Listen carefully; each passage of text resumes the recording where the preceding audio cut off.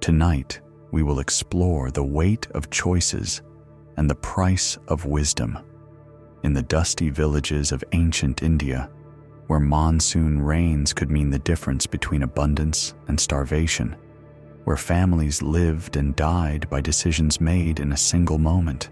Ordinary people faced extraordinary tests of judgment. There is nothing you need to do tonight, nothing to fix, no one you need to become. Simply rest here and let these stories wash over you like gentle rain on parched earth. If this path of learning through story calls to you, I invite you to subscribe to our journey together. We will walk through many villages, meet many seekers, and discover that wisdom often comes disguised as hardship, and that our greatest teachers are sometimes our most painful mistakes. Let us begin this journey together. Take a gentle breath. Feel your body supported by whatever holds you. Notice how the air moves in and out, asking nothing of you except to receive it. Tonight, we will meet farmers and merchants, fathers and daughters, brothers consumed by envy, and mothers crushed by perfectionism. Each will teach us something essential about the choices that shape our lives. Let us explore a story about faith and foolishness, about the razor-thin line between wisdom and recklessness.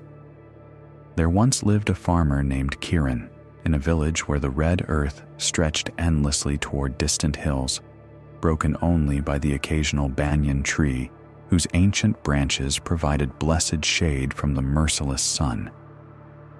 Kiran was known throughout the village as a man of deep faith, one who trusted the rhythms of earth and sky with an almost childlike devotion. He would often say, "The gods provide for those who believe," and his neighbors respected this simple piety, even when they worried about his practical judgment.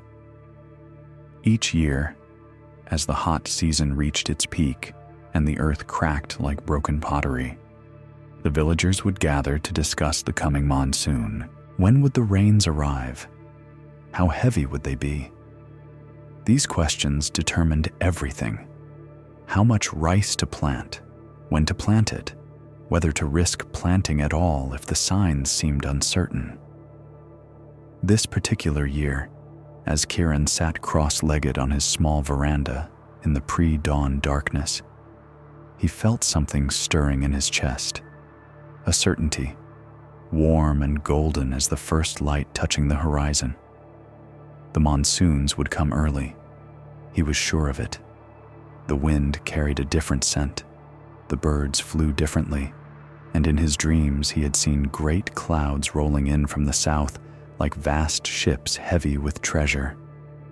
His wife Kamala emerged from their modest mud brick house, carrying 2 clay cups of steaming tea spiced with ginger and cardamom.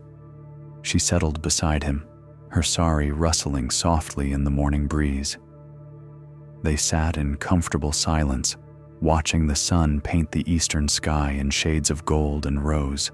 "The Sharmas are waiting another month before planting," Kamala said quietly, referring to their neighbors whose fields bordered their own. "They say the signs are unclear this year." Kiran nodded, but said nothing. His faith ran deeper than signs. It ran deeper than the careful calculations of when to plant and how much seed to risk. He had always believed that the divine rewarded those who trusted completely, who acted from the heart rather than from fear. "And the Guptas?" he asked. "They're planting half their fields now, half later. Hedging their chances, Gupta ji says." Kiran sipped his tea thoughtfully. The liquid was hot and sweet, warming his throat and settling his stomach. Around them, the village was beginning to stir. The distant lowing of cattle, the soft voice of old Mrs. Devi singing her morning prayers, the rhythmic thud of grain being pounded in mortars. These were the sounds of continuity, of life repeating its ancient patterns with the reliability of sunrise. But Kiran felt called to something different this year. something that required not calculation, but surrender. That afternoon, as the sun hung like a brass shield in the white-hot sky, Kieran made his decision. He would plant everything, every grain of rice seed he had saved, every bit of ground he could till. If the early rains came, as his heart told him they would, he would have the largest harvest of his life. His family would eat well, his debts would be paid, and perhaps there would even be enough to help his brother's family in the neighboring district. He walked to the small wooden chest where they kept their seed rice, precious grains saved from the previous year's harvest, carefully dried and stored, protected from rats and moisture. Each grain represented hope, survival, the continuation of life itself. Farmers knew the weight of seed, as merchants knew the weight of gold. Kamala found him there, running the rice through his fingers, feeling the smooth hardness of each kernel. The seeds made a soft, whispering sound as they moved, like tiny prayers falling from his palms. "All of it?" she asked, understanding immediately what she saw in his posture, his reverent handling of their most precious possession. "All of it," he confirmed. "The rains will come early. I feel it here." He touched his chest, over his heart. She was quiet for a long moment. Kamala had married Kieran partly because of his faith. It had seemed like strength when they were young, like a foundation that would never crack. But 20 years of marriage had taught her to distinguish between faith and foolishness, though the line between them was often thinner than rice paper. "And if you're wrong?"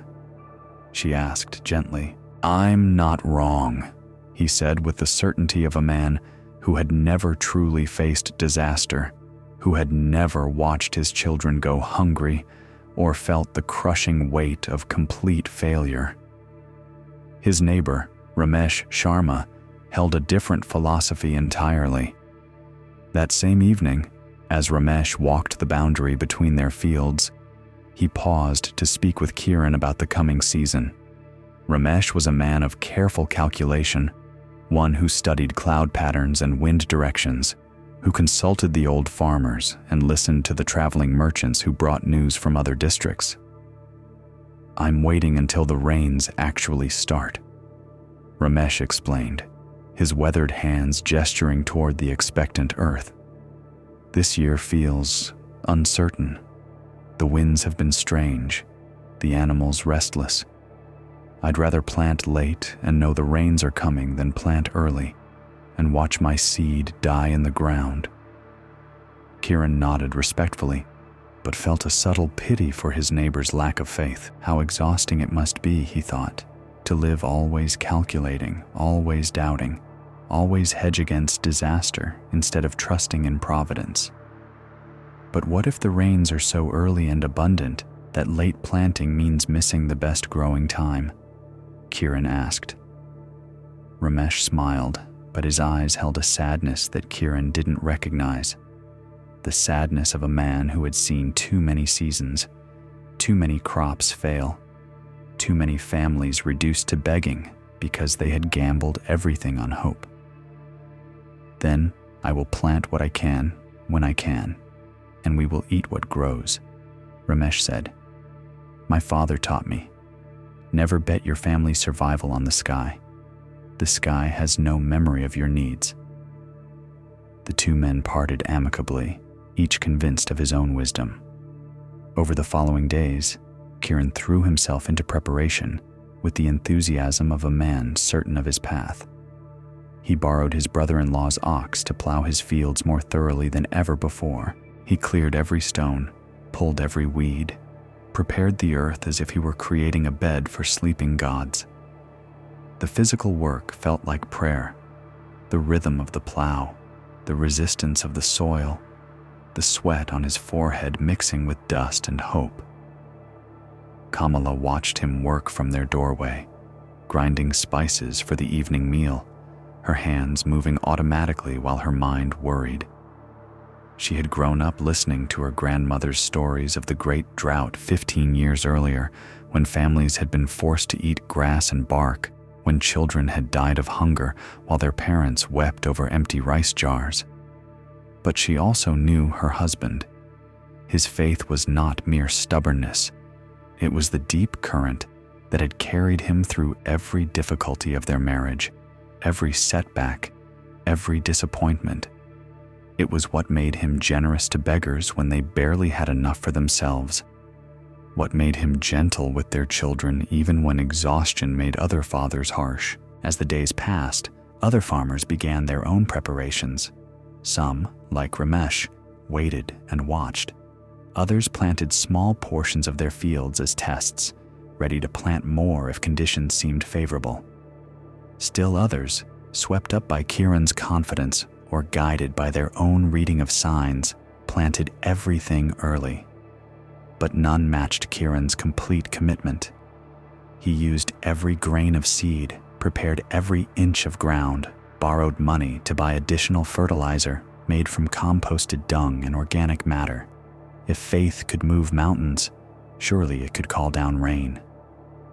The work was backbreaking. Each day began before dawn and ended long after sunset. Kiran's hands became cracked and stained, his back permanently bent from bending over rows of planted seeds. But his spirit soared with anticipation. In his mind, he could already see the green shoots pushing through dark earth, could hear the whisper of growing rice in the warm rain, could taste the satisfaction of a harvest so abundant that generous gifts would be possible. Kamala helped as she could, bringing him water and food in the fields, tending to their small vegetable garden, managing the household, while he poured every ounce of energy into the gamble that would define their year. "Look at the sky," Kiran would say each evening, pointing to clouds that seemed perpetually on the verge of opening. "Do you see how they're building? The rains are gathering." And indeed there were clouds, great towering formations that caught the light at sunset, creating spectacular displays of orange and purple and gold. But they passed day after day without releasing their moisture, like promises written in a language no one could quite read. Days became weeks.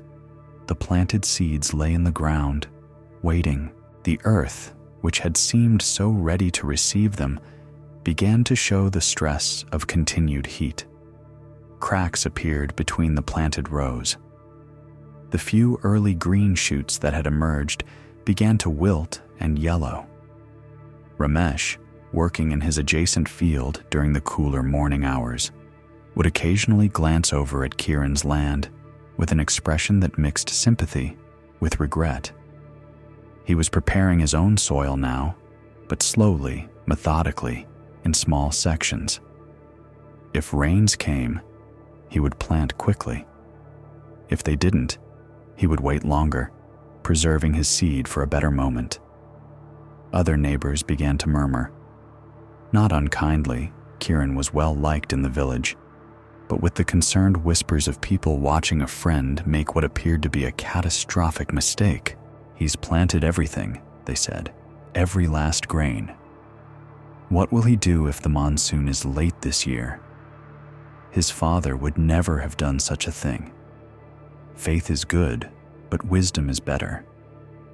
Kiran heard these whispers, but dismissed them as the chatter of those who lacked true trust. His certainty remained unshaken, even as the evidence mounted against him. The weather patterns that had seemed so promising continued to tease without delivering. The winds that had carried the scent of rain brought only dust and heat. Still, each morning he walked his fields, checking for signs of growth, looking for evidence that his faith was about to be rewarded. The planted seeds were like buried prayers, invisible but powerful, waiting for the divine response that would justify everything.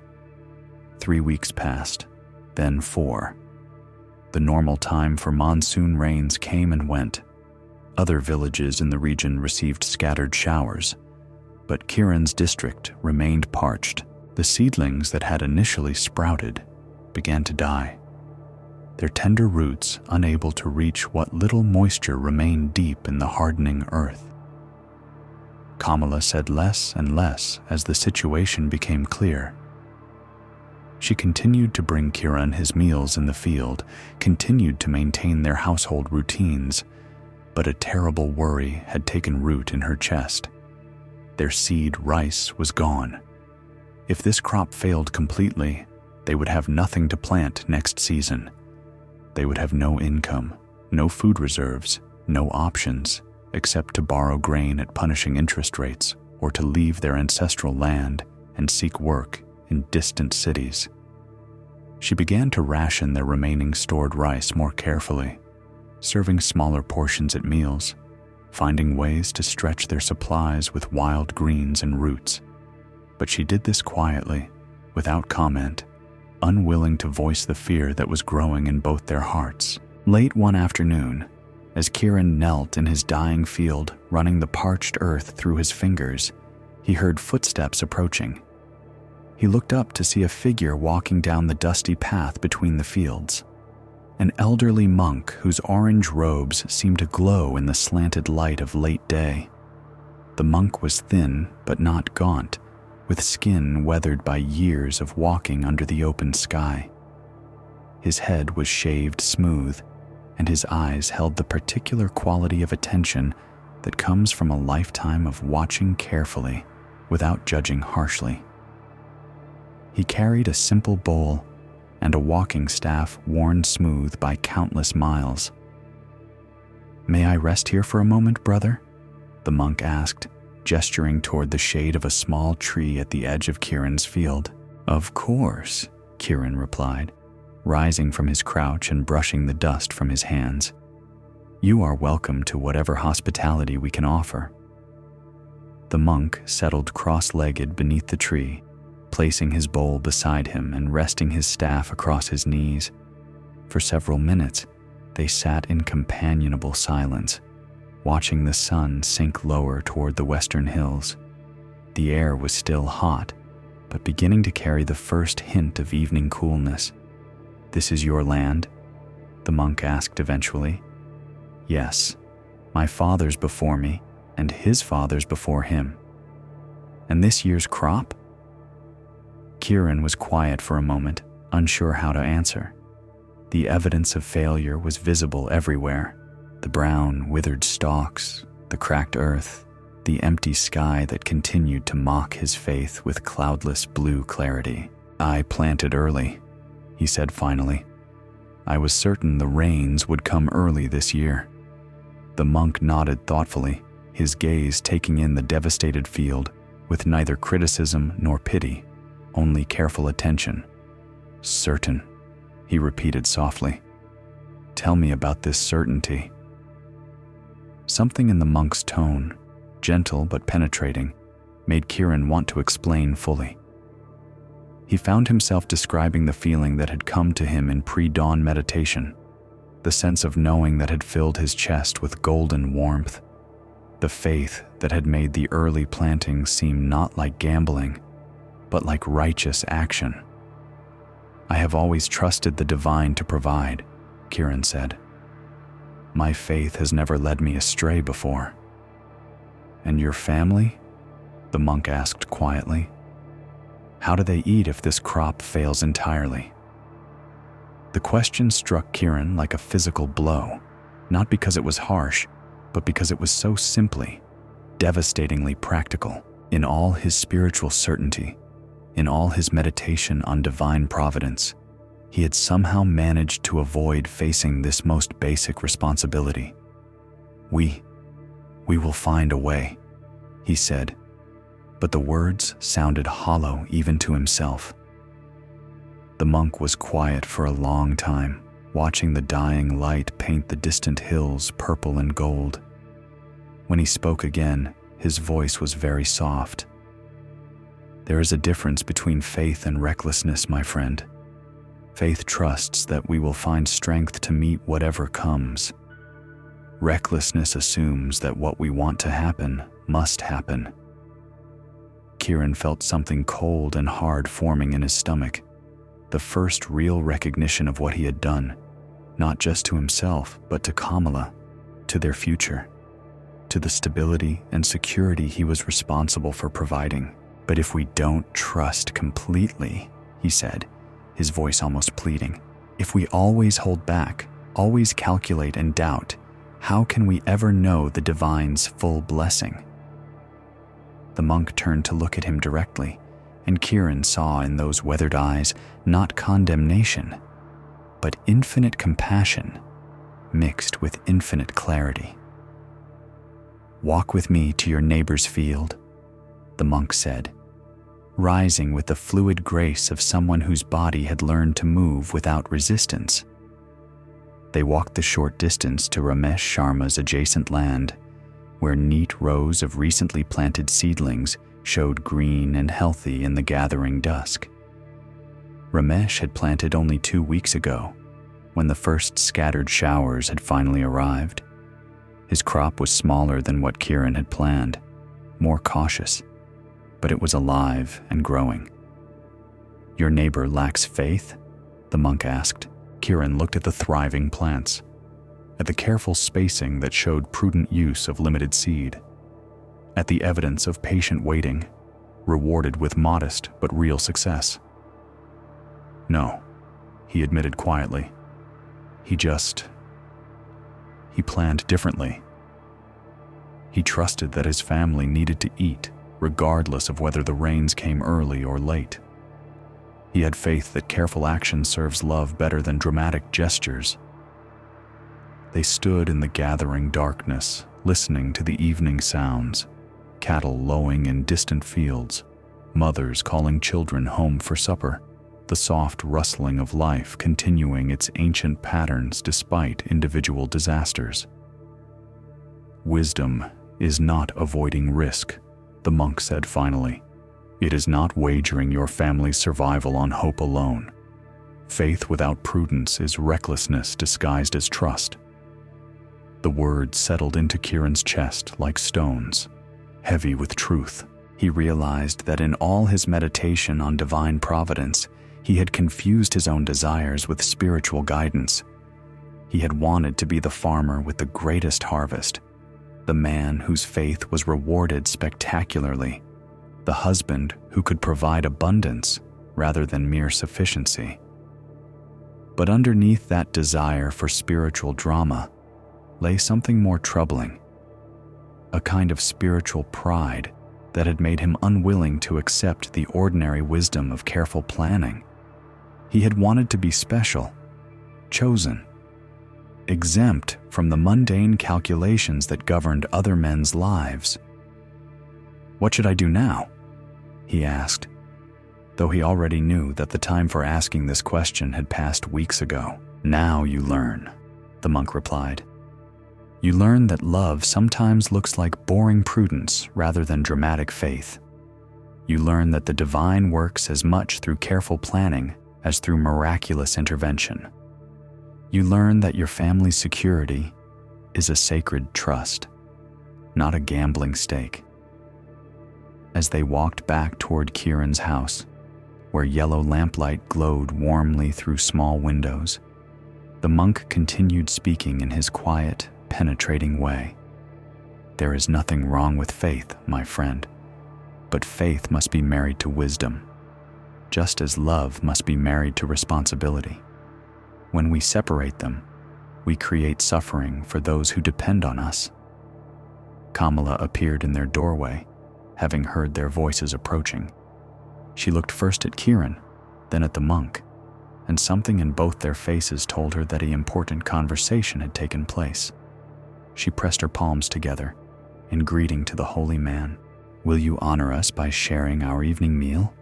she asked, though Kiran knew she was calculating whether their dwindling stores could accommodate a guest. "I would be honored," the monk replied, "though I eat very little." As they sat together on woven mats around their simple meal of rice, lentils, and vegetables from Kamala's small garden, Kiran found himself seeing his wife with new eyes. While he had been gambling everything on dramatic faith, She had been quietly managing their household, carefully tending the vegetables that would now be crucial to their survival, preparing for multiple possibilities without losing hope. Her faith had been different from his, less showy, more practical, but no less real. She had trusted that they would find a way through whatever came, but she had also worked to ensure that multiple ways would be available. Take a gentle breath.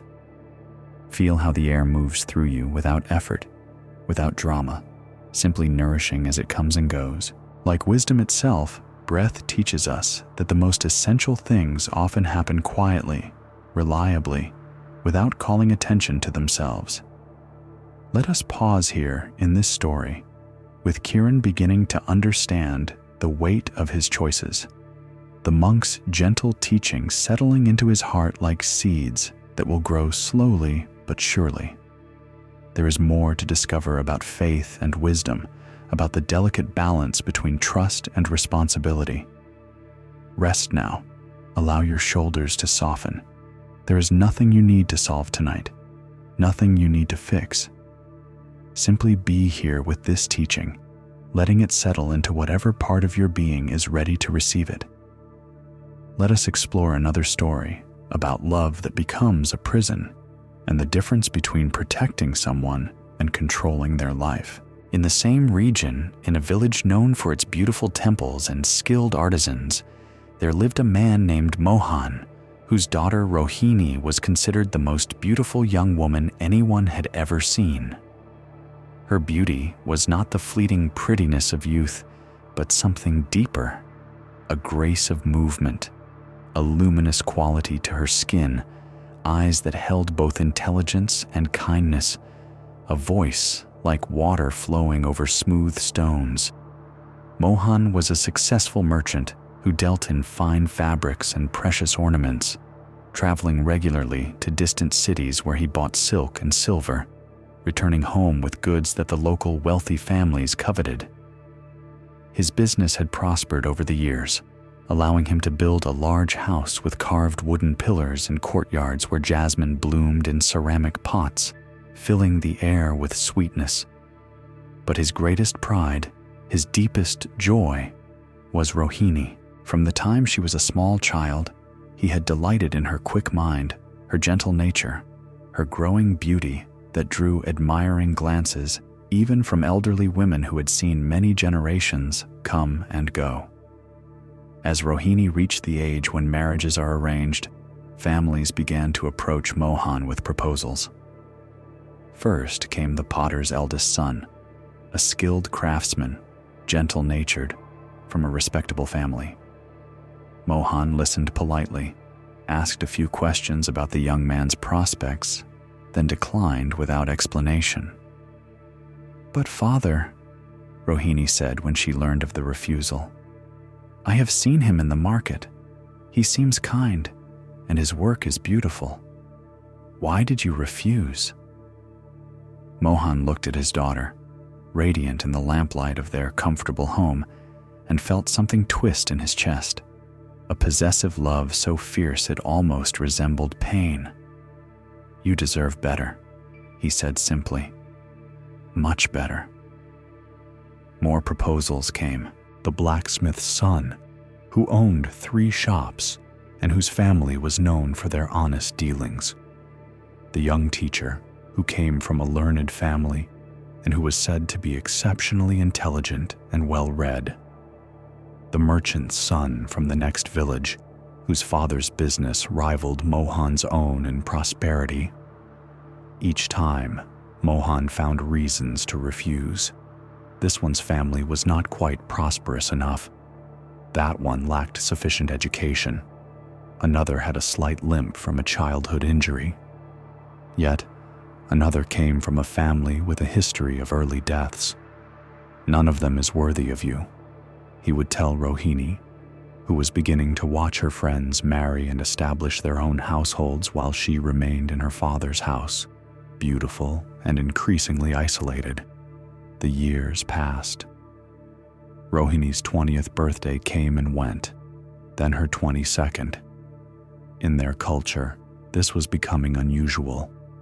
Most young women married between 16 and 18. People began to whisper, not unkindly, but with the puzzled concern of a community watching something go wrong. "What does Mohan want for his daughter?" they asked each other. "A prince? A god? She'll be too old soon, and then what?" But Mohan couldn't see the passage of time in the same way others did. When he looked at Rohini, he still saw his perfect child, his treasure, the one beautiful thing in his life that must be protected from any possibility of harm or disappointment. The thought of giving her to any ordinary man, and all men seemed ordinary when measured against his vision of what she deserved, felt like a kind of violence. Rohini herself began to change as the years passed. The easy laughter that had once filled their house became rarer. She spent more time alone, reading or sitting in the garden, watching birds that came and went freely, while she remained bound by invisible chains of excessive love. More proposals arrived, but now they were fewer and less prestigious. Word had spread that Mohan was impossible to satisfy, that his standards were so high as to be insulting. Good families began to look elsewhere for alliances, unwilling to subject themselves to certain rejection. "Father," Rohini said one evening as they sat together after their meal, "I am 24 years old. My friends have children who can walk and talk. I tend other people's babies and return alone to this house every night. What are you waiting for?" Mohan looked at her across the small table where they shared their evening food, and for just a moment, he saw her as she actually was, rather than as his perfect treasure. There were lines of sadness around her eyes that had not been there at 18. Her beauty remained, but it had taken on a different quality, a resignation, a sense of life being held in suspension. "I want you to be happy," he said, and he meant it completely, unable to see the contradiction between his words and his actions. "How can I be happy if I am never allowed to live my own life?" she asked, and there was something in her voice he had never heard before, a hardness, an edge of desperation that frightened him. That night, Mohan lay awake on his sleeping mat, staring at the ceiling beams that his prosperity had allowed him to carve with intricate designs. He loved Rohini more than his own life. This he knew with absolute certainty. Everything he did was motivated by desire for her welfare, her happiness, her protection from the disappointments and difficulties that marriage might bring. But a small voice in the back of his mind whispered questions he didn't want to hear. Was he protecting her, or was he keeping her like a beautiful bird in a cage? Was his love serving her needs, or was it serving his own need to possess something perfect? The next morning brought another proposal, this one from a family in a distant town.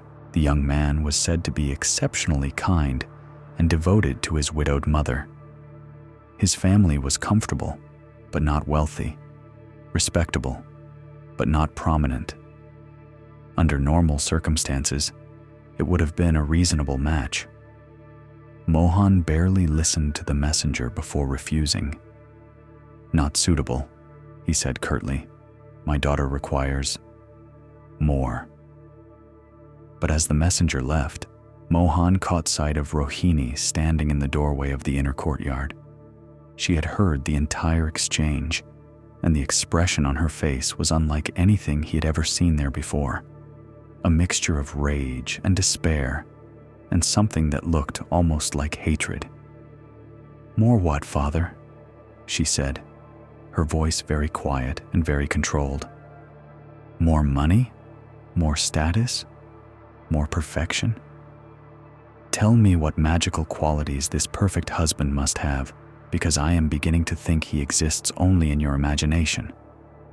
Mohan felt as if she had struck him. In all her 24 years, Rohini had never spoken to him with anything but respectful affection. This coldness was completely foreign, frightening in its intensity. "I only want," he began. "You want to keep me here forever," she interrupted. And now her control cracked and the pain came pouring out. "You want me to be your perfect daughter, your beautiful possession, your proof that you are a man who deserves wonderful things. But you don't want me to be a woman with my own life, my own choices, my own chance at love and children and purpose." The words hung between them like smoke from a fire that would not be easily extinguished.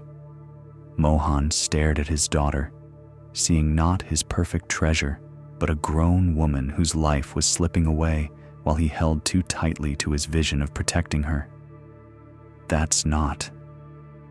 I would never," he stammered. But even as he spoke, he felt the truth of her words settling into his bones with the weight of stones. "Look around this village," Rohini continued, her voice breaking with emotion. "Look at my childhood friends. Kamala has 3 children and helps her husband run their shop. Priya teaches young girls to read and manages her household with skill and pride. Sita tends the sick and is beloved by everyone who knows her kindness. They have real lives, Father. They matter in the world. They contribute something beyond being beautiful ornaments in their father's houses." She paused, wiping tears from her cheeks with the back of her hand. "What am I? What have I become? I am 24 years old, and I have never made a decision that mattered. I have never been allowed to love anyone except you. I have never been trusted to choose anything more important than which sari to wear. You say you want me to be happy, but you have made sure I can never discover what would actually make me happy." The truth in her words was undeniable, but it was also unbearable. Mohan felt his carefully constructed world cracking apart, his vision of protective love revealed as something much more selfish and destructive. "I love you," he whispered, as if this explained everything, justified everything, made everything acceptable. "I know you love me," Rohini replied, her voice gentle again but firm. "But you love your idea of me more than you love the real me. You love the perfect daughter who exists in your mind more than the actual woman standing in front of you who needs to live her own life." That afternoon, as Mohan sat alone in his courtyard trying to understand how love could transform so completely into its opposite, he heard footsteps approaching. He looked up to see a Buddhist monk standing at his gate. Not the same monk who had spoken with Kiran, but one whose presence carried the same quality of peaceful attention. "I am traveling through your village," the monk said. "Might I rest here for a short while?" Mohan nodded, grateful for any distraction from his churning thoughts. He brought water and invited the monk to sit in the shade of his jasmine plants, whose sweet scent seemed to mock the bitterness of the morning's confrontation. They sat in silence for several minutes before the monk spoke. "You seem troubled, my friend." Something about the monk's gentle presence made Mohan want to speak honestly. Perhaps it was exhaustion from carrying his burden alone, or perhaps it was the desperate need to hear someone tell him that his love had not become a prison. He found himself describing his situation, his beautiful daughter, his refusal of many reasonable proposals, his certainty that she deserved only the very best that life could offer. As he spoke, he heard his own words and began to realize how they might sound to an outside listener. The monk listened without interruption, his face showing neither judgment nor approval, only careful attention. When Mohan finished speaking, the monk was quiet for a long time, watching birds come and go from the jasmine branches overhead. "Tell me," the monk said finally, "what is the purpose of love?" The question seemed obvious. "To protect," Mohan answered immediately. "To cherish, to ensure happiness and well-being." "And has your daughter been happy?" The directness of the question cut through all of Mohan's elaborate justifications. He thought of Rohini's face that morning, the pain and desperation he had seen there, the life slowly draining out of her eyes as year after year passed, without choice or change or growth. She is safe," he said weakly. "Safe from what?" "From disappointment, from hardship, from being married to someone unworthy of her beauty and intelligence." The monk nodded thoughtfully. "And in protecting her from the possibility of disappointment, what have you given her instead?" Mohan was quiet, feeling the answer forming in his chest like a weight too heavy to lift. "Certain disappointment," he whispered finally. "A different kind of disappointment, but certain. Yes, you have protected her from the risks of living and thereby guaranteed that she cannot live at all." The monk's voice was gentle, but his words fell like stones into still water, creating ripples that spread through all of Mohan's assumptions about love and protection and fatherly duty. "But how can I give her to just anyone?" Mohan asked, his voice plaintive. "She is so precious, so beautiful, so special." "Is she precious because she is beautiful, or because she is your daughter with her own path to walk, her own choices to make, her own lessons to learn?"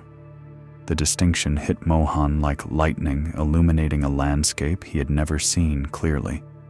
He realized that somewhere along the way, his love for Rohini as a person had become entangled with pride in her beauty, with possessiveness over her perfection, with his own need to be the father of something extraordinary.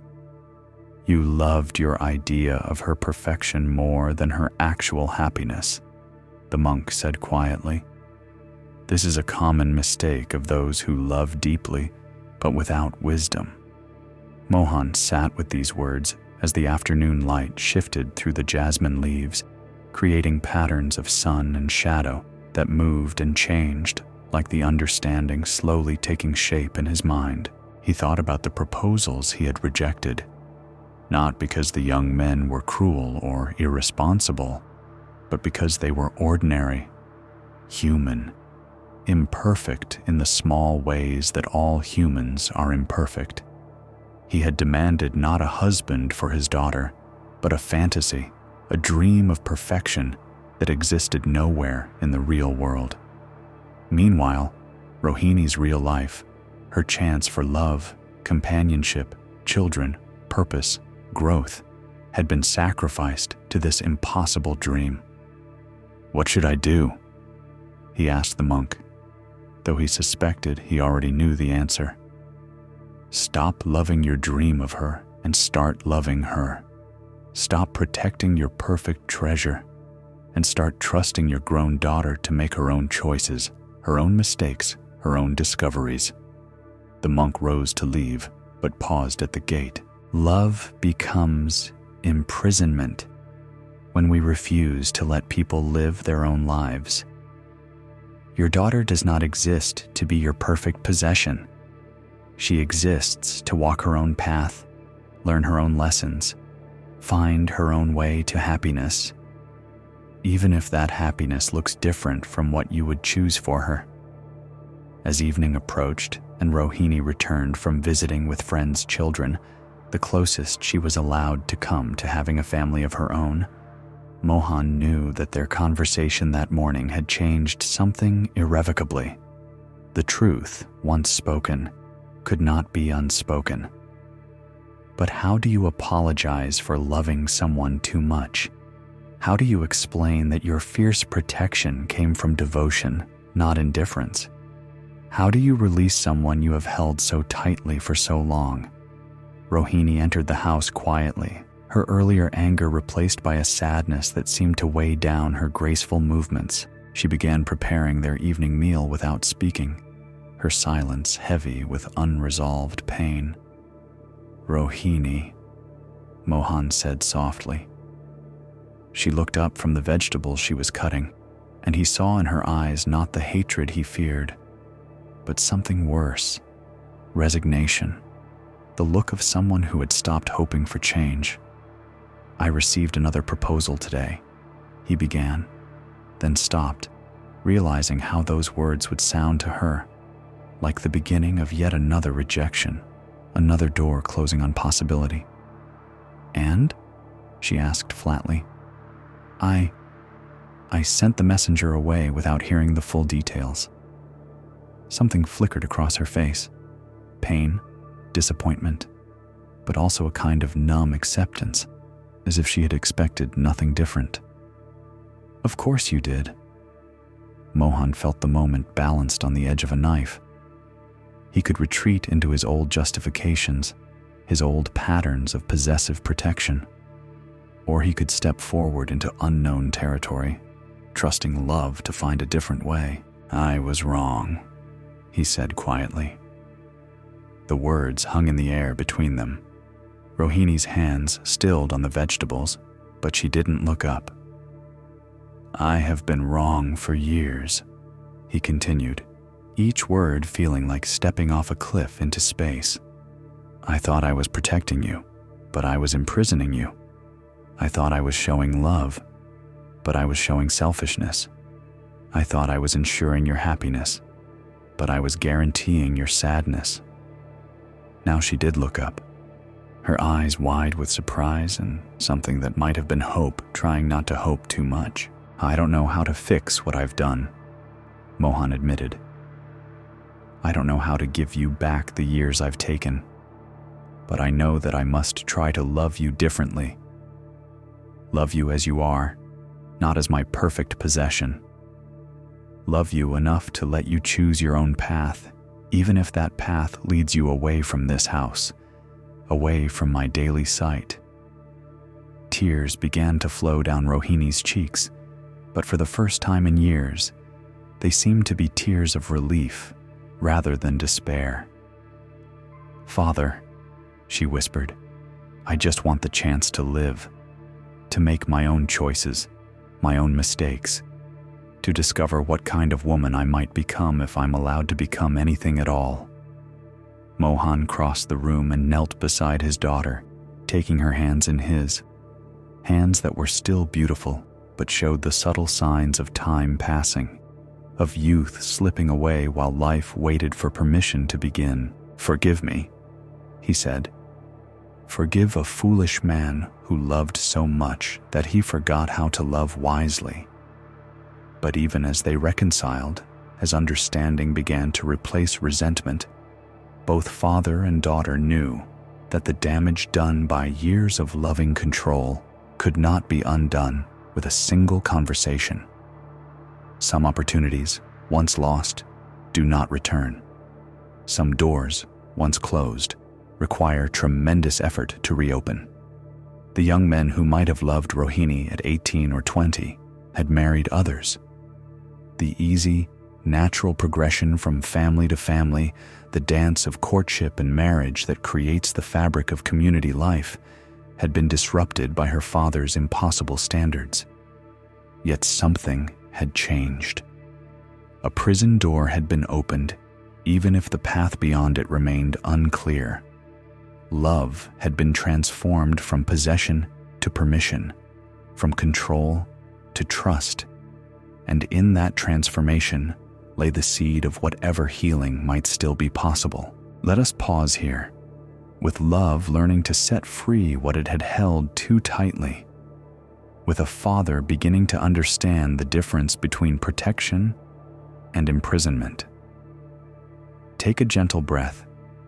Notice how your body rests, how the weight of your limbs is held without effort by whatever supports you.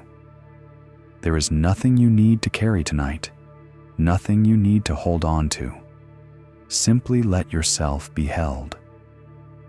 We will continue these journeys into wisdom, these explorations of how good intentions can lose their way and how love must be married to understanding if it is to truly serve those we cherish.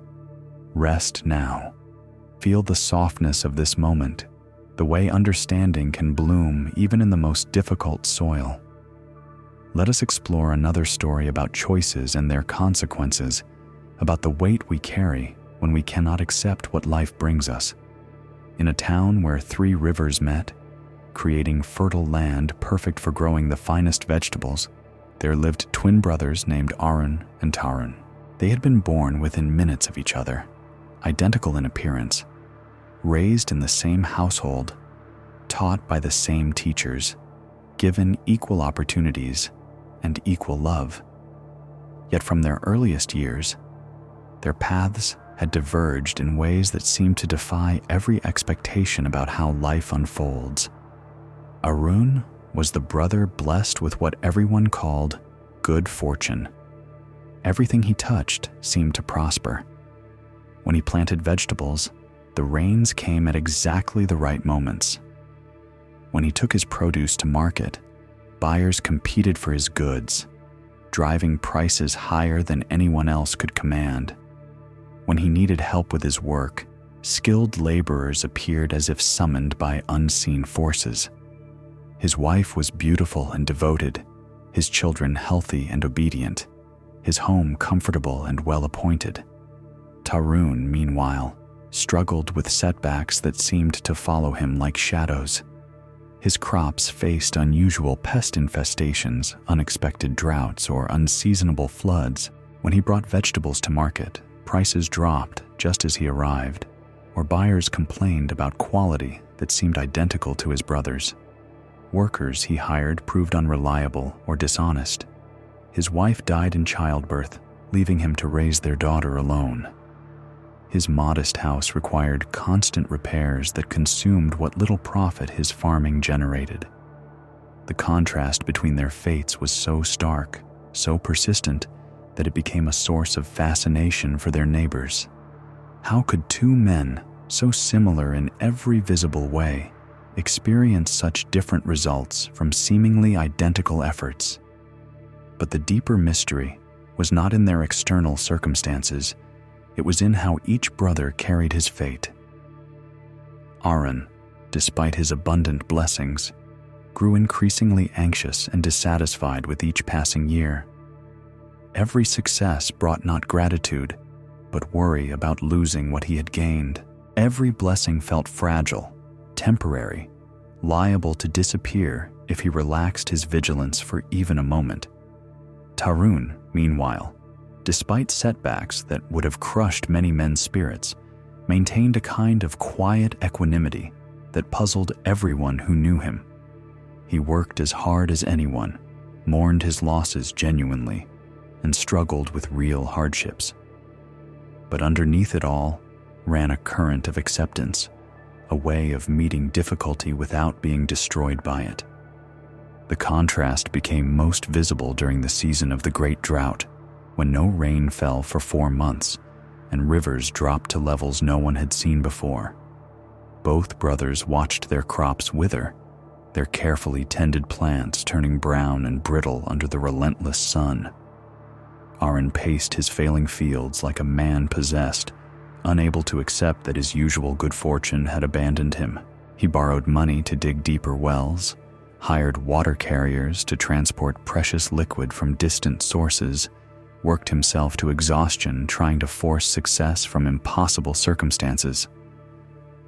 "This cannot be happening," he muttered as he walked among his dying plants, pulling at his hair in frustration. "Not to me. Not now. I have always succeeded. There must be something I can do, some way to fix this."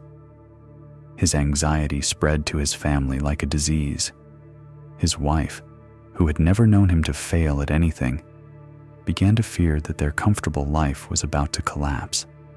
His children, sensing his desperation, grew quiet and fearful, unsure how to behave around their father's unfamiliar anguish. Tarun, facing the same devastating drought, responded differently.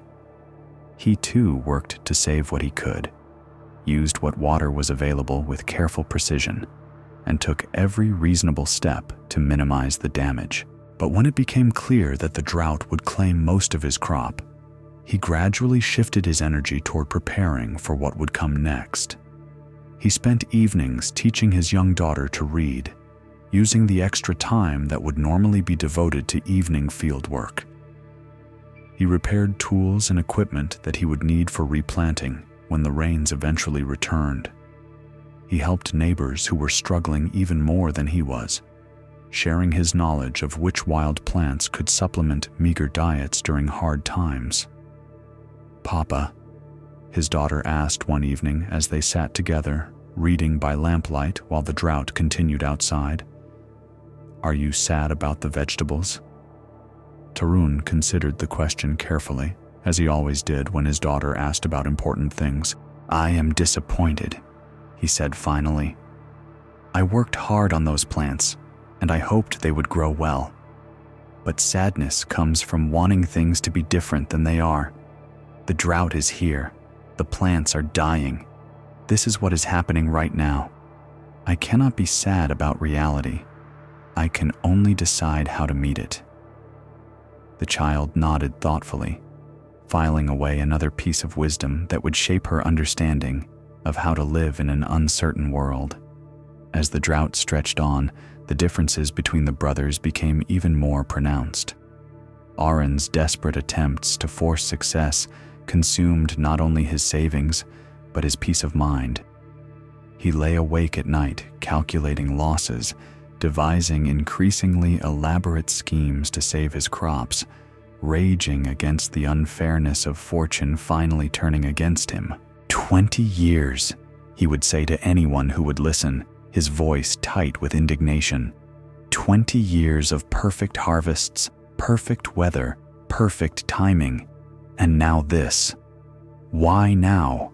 What have I done to deserve this? His friends and neighbors began to avoid him, tired of his endless complaints about the injustice of facing the same hardships everyone else was enduring.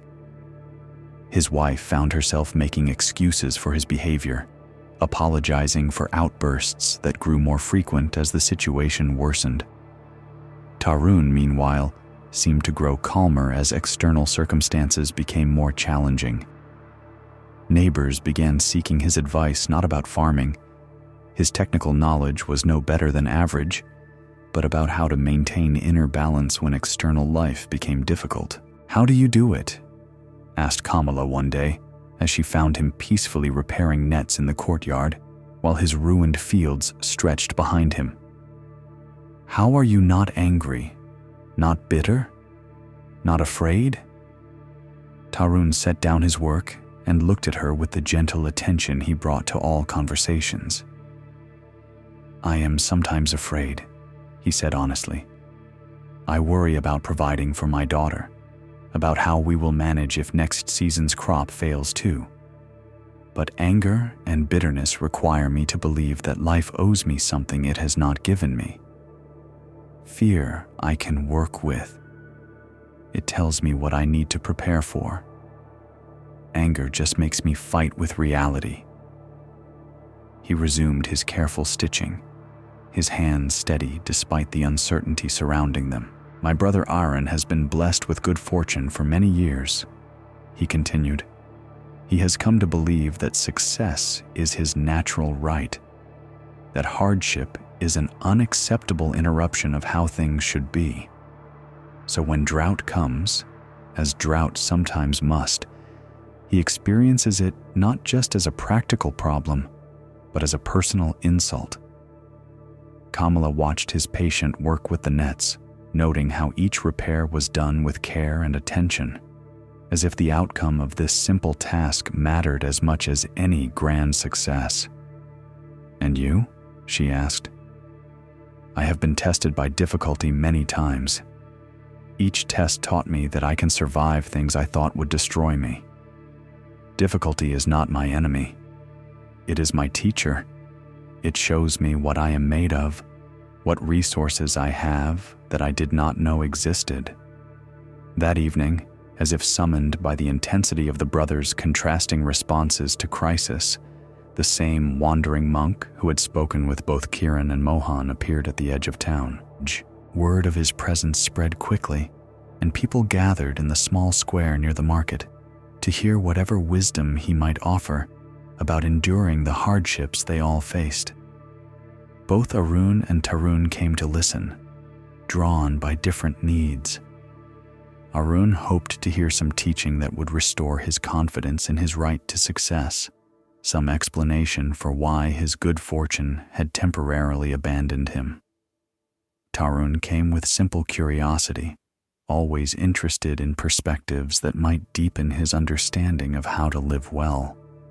The monk sat quietly under a large banyan tree, whose shade provided relief from the oppressive heat. He was dressed in simple robes that showed the dust of long travel, and his face held the particular quality of peace that comes from having made friends with uncertainty. "I have been walking through this region for many weeks," he began, his voice carrying easily to the gathered crowd. "I have seen the effects of this drought, watched how different people respond to the same external conditions, and I have been reminded of an old teaching about two kinds of suffering." He paused, allowing his words to settle before continuing. "The first kind of suffering is the pain that life brings us directly, the drought that kills our crops, the illness that weakens our bodies, the losses that break our hearts. This suffering is unavoidable. It is part of the human condition, part of living in a world where everything changes, where nothing remains permanent." People nodded, recognizing the truth of this in their own recent experiences. But there is a second kind of suffering, the pain we add to life's difficulties by fighting against them, by insisting that things should be different than they are, by believing that hardship is punishment and ease is our natural right. This suffering is optional. We create it ourselves through our resistance to reality. Arun felt something uncomfortable stirring in his chest as these words penetrated his desperate calculations and angry protestations about fairness. "The drought brings the first kind of suffering to all farmers equally," the monk continued. "Lost crops, economic hardship, uncertainty about the future. But only some farmers add the second kind of suffering, the anguish of believing that drought should not happen to them, the rage against circumstances beyond their control, the exhaustion of fighting with what is already true." He looked around at the assembled faces, his gaze neither judging nor pitying, simply witnessing the variety of ways human beings respond to difficulty. "Wisdom is not the ability to avoid the first kind of suffering. This is impossible. Wisdom is learning to recognize and release the second kind of suffering, the pain we manufacture through our resistance to life as it actually unfolds." An older woman raised her hand tentatively. "But surely we should not simply accept everything that happens to us. Should we not work to improve our circumstances, to protect our families from hardship?" The monk smiled, clearly appreciating the question. "Working skillfully to improve circumstances is wisdom. Fighting with reality while working to improve it is folly. You can dig wells during drought while accepting that drought has come. You can seek new sources of income while accepting that old sources have disappeared. Action and acceptance are not opposites. They are partners." Tarun found himself nodding, recognizing in these words a description of his own approach to difficulty. Arun, meanwhile, felt increasingly agitated, as if the monk were somehow taking away his right to be upset about the unfairness of his situation. "What about justice?" Arun called out, his voice carrying an edge of challenge. "What about the fact that some people work just as hard as others, but receive much less reward? Are we supposed to simply accept inequality, unfairness, the random distribution of fortune?" The monk turned his attention to Arun with the same gentle focus he had shown the previous questioner. "Tell me, friend, in your experience, has anger about unfairness made circumstances more fair?" The question stopped Arun short. He wanted to argue, to defend his right to outrage. But he could not escape the simple truth that his weeks of raging against the drought had not brought rain. His resentment of his brother's past good fortune had not improved his own situation. Has bitterness about the past changed what has already happened? The monk continued gently. Has anxiety about the future made the future more secure? Aaron felt something cracking inside him, some fundamental assumption about how life should work being challenged at its roots. But if we don't fight against injustice, won't injustice win? He asked, his voice smaller now, more genuinely curious than defiant. There is a difference between fighting against injustice and fighting with reality, the monk replied.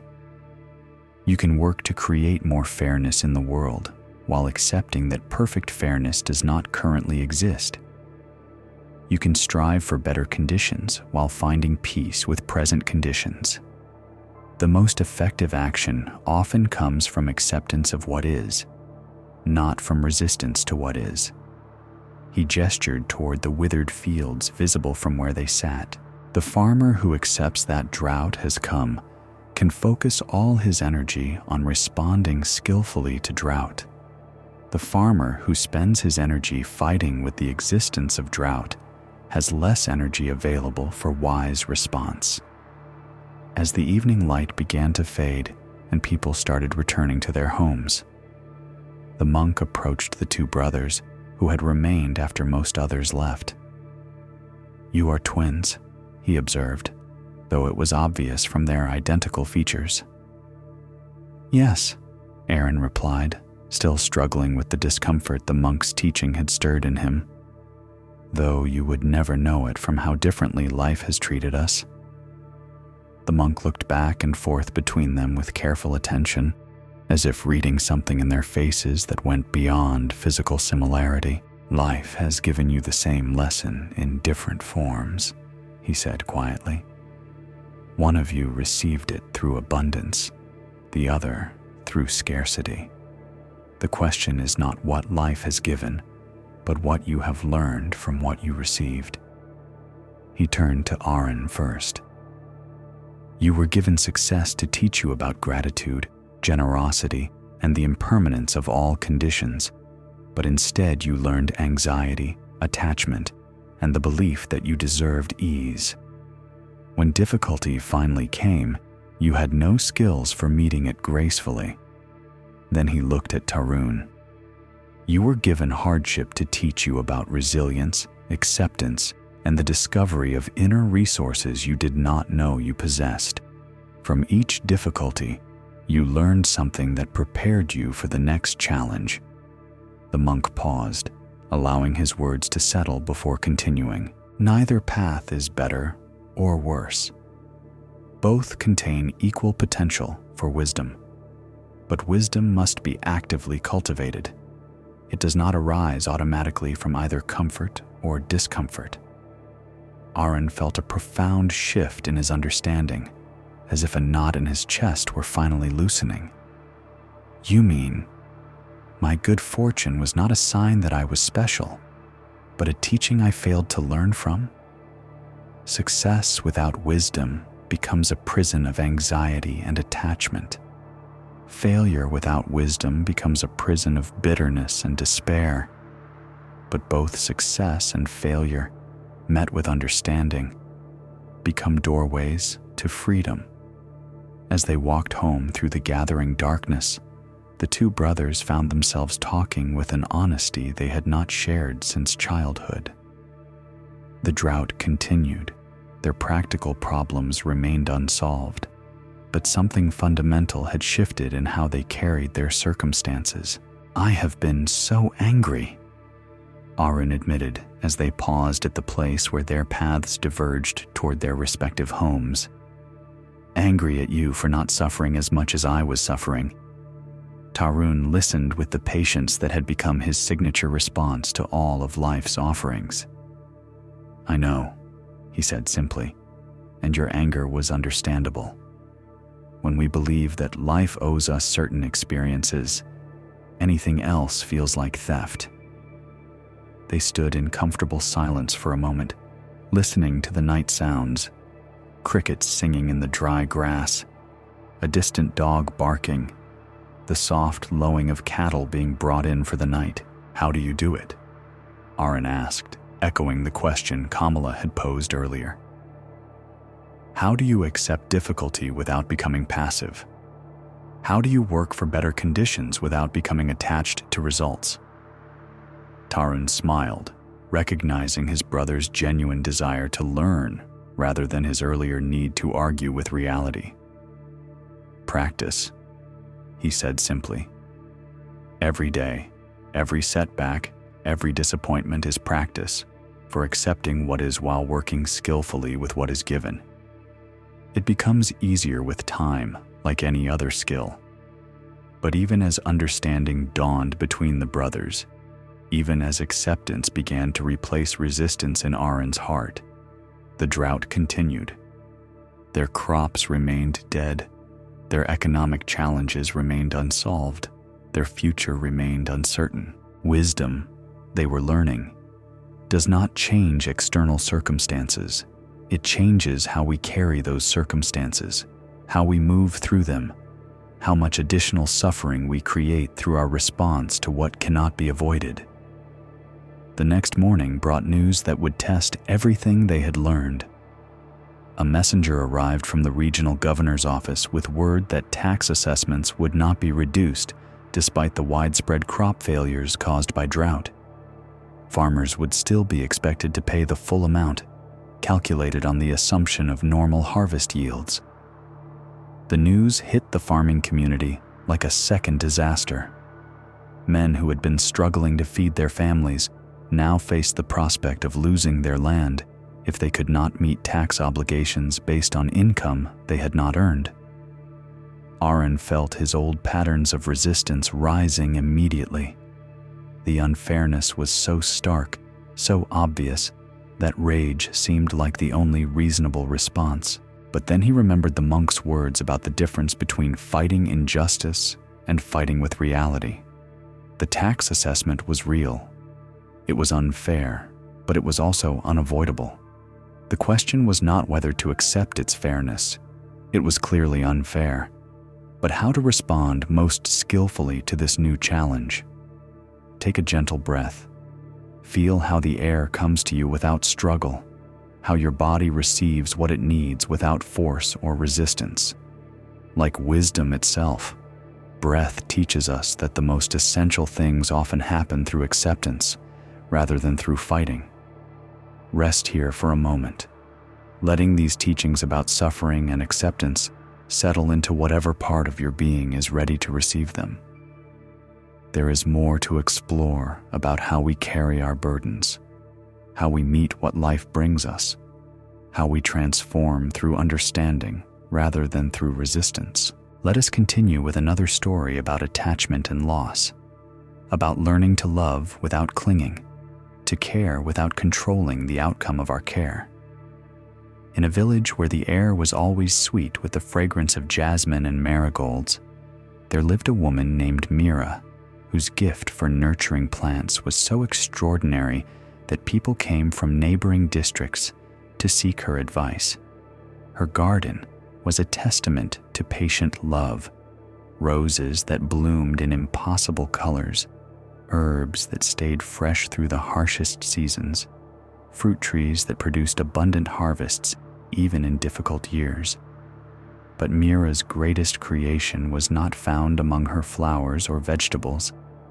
It was her son Arjun, a boy so beautiful, so intelligent, so perfectly formed in every way that visitors to her garden would stop their conversations just to watch him move through the world with the natural grace of someone born to be extraordinary. Arjun was now 17, tall and strong, with eyes that held both his mother's gentleness and something uniquely his own, a quality of attention that made everyone he spoke with feel heard, understood, valued. He helped in the garden with skill that seemed to flow from his fingertips, understanding plants and soil and seasons with an intuition that surpassed even his mother's careful teaching. "He will do great things," neighbors would say to Mira as they watched Arjun work among the flowering vines. "A boy like that, surely he is destined for something special." And Mira would smile with the quiet pride of a gardener whose most precious plant was thriving exactly as she had dreamed it would. She had poured herself into raising Arjun with the same devotion she brought to her garden: constant attention, careful nurturing, protection from anything that might damage or diminish his development. When he was small, she had kept him close to home, where she could monitor his health, his education, his influences. As he grew, she had found the best teachers, arranged for him to meet the most worthy companions, created conditions where his natural gifts could flourish without interference.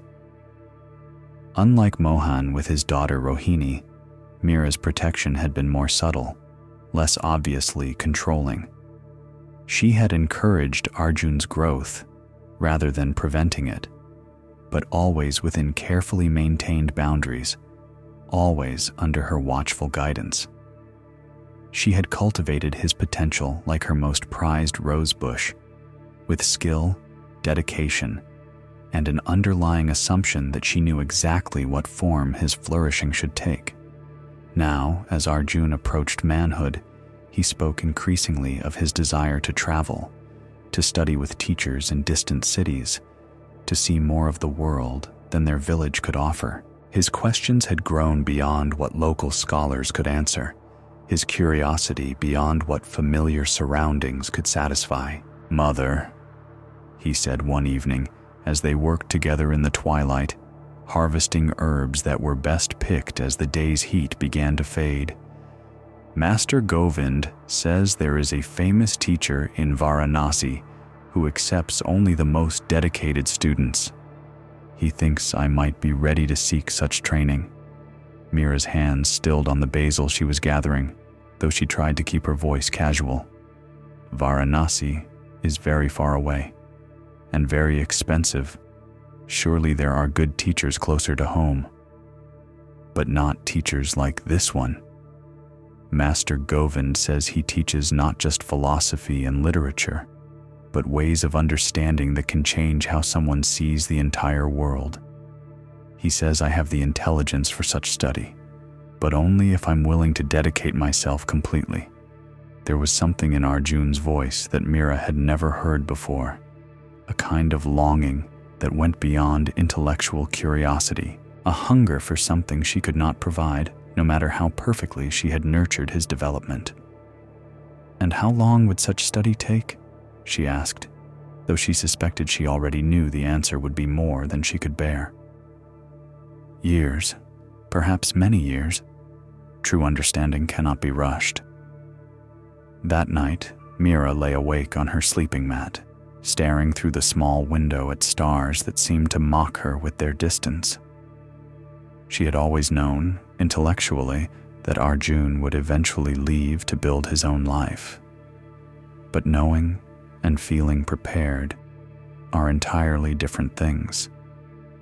In her heart, she had somehow imagined that his life would unfold close to home, that his greatness would be something she could witness daily, something that would reflect back on her as the mother who had made it possible. The thought of him disappearing into the vastness of the world, becoming someone she might not even recognize if they met years later, filled her with a terror so profound it felt like physical illness. Over the following days, Mira found herself watching Arjun with new intensity, cataloging every gesture, every expression, every word, as if she were trying to memorize him before he vanished. She noticed things that had become invisible through familiarity, the way he unconsciously hummed while working, the careful attention he brought to even the smallest tasks, the kindness in his voice when speaking to anyone who needed help or guidance. He was perfect, not perfect in the way of something that had never been tested, but perfect in the way of something that had been lovingly shaped and had responded by becoming everything it was capable of becoming. And now the world wanted to take him away from her, to continue his shaping in ways she could not control, could not witness, could not influence. Perhaps, she said to him a few days later as they transplanted seedlings that would bloom long after he might be gone, you could study with Master Govind for another year or two before considering such a distant journey. There is still much to learn right here. Arjun looked up from the small plant he was settling into new soil, and Mira saw in his eyes something that broke her heart, the gentle recognition of what she was doing, and the equally gentle determination not to be held back by it. Mother, you have given me everything I needed to be ready for this next step. If you hold me back now, you undo the very preparation you worked so hard to provide. His words were spoken with love, but they carried the unmistakable firmness of someone who had made a decision and would not be swayed from it. That afternoon, as Mira worked alone in her garden while Arjun visited with friends, she found herself pulling weeds with unnecessary violence, disturbing soil that didn't need disturbing, rearranging plants that had been perfectly placed. Her usual meditative gardening rhythm was broken by the churning of emotions she couldn't name or control. She looked up to find an elderly woman standing at her garden gate, not someone from the village, but a traveler whose simple clothing and patient posture suggested she might be a wandering teacher or nun.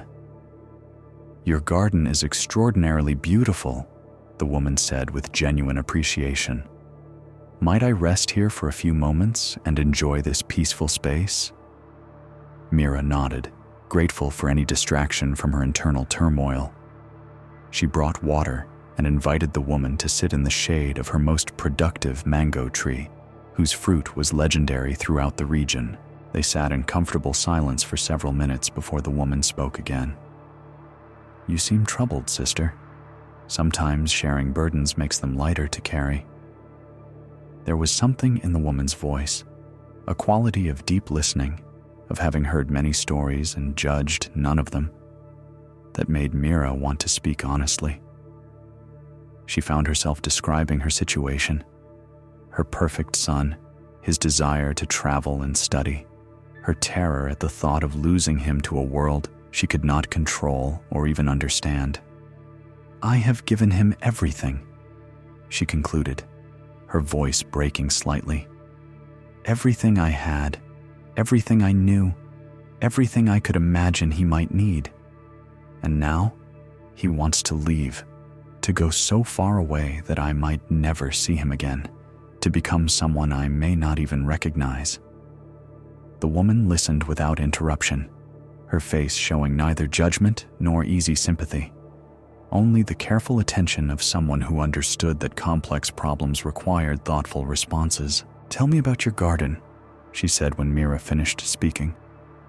"How do you decide when plants are ready to be transplanted from the protected nursery to the open ground?"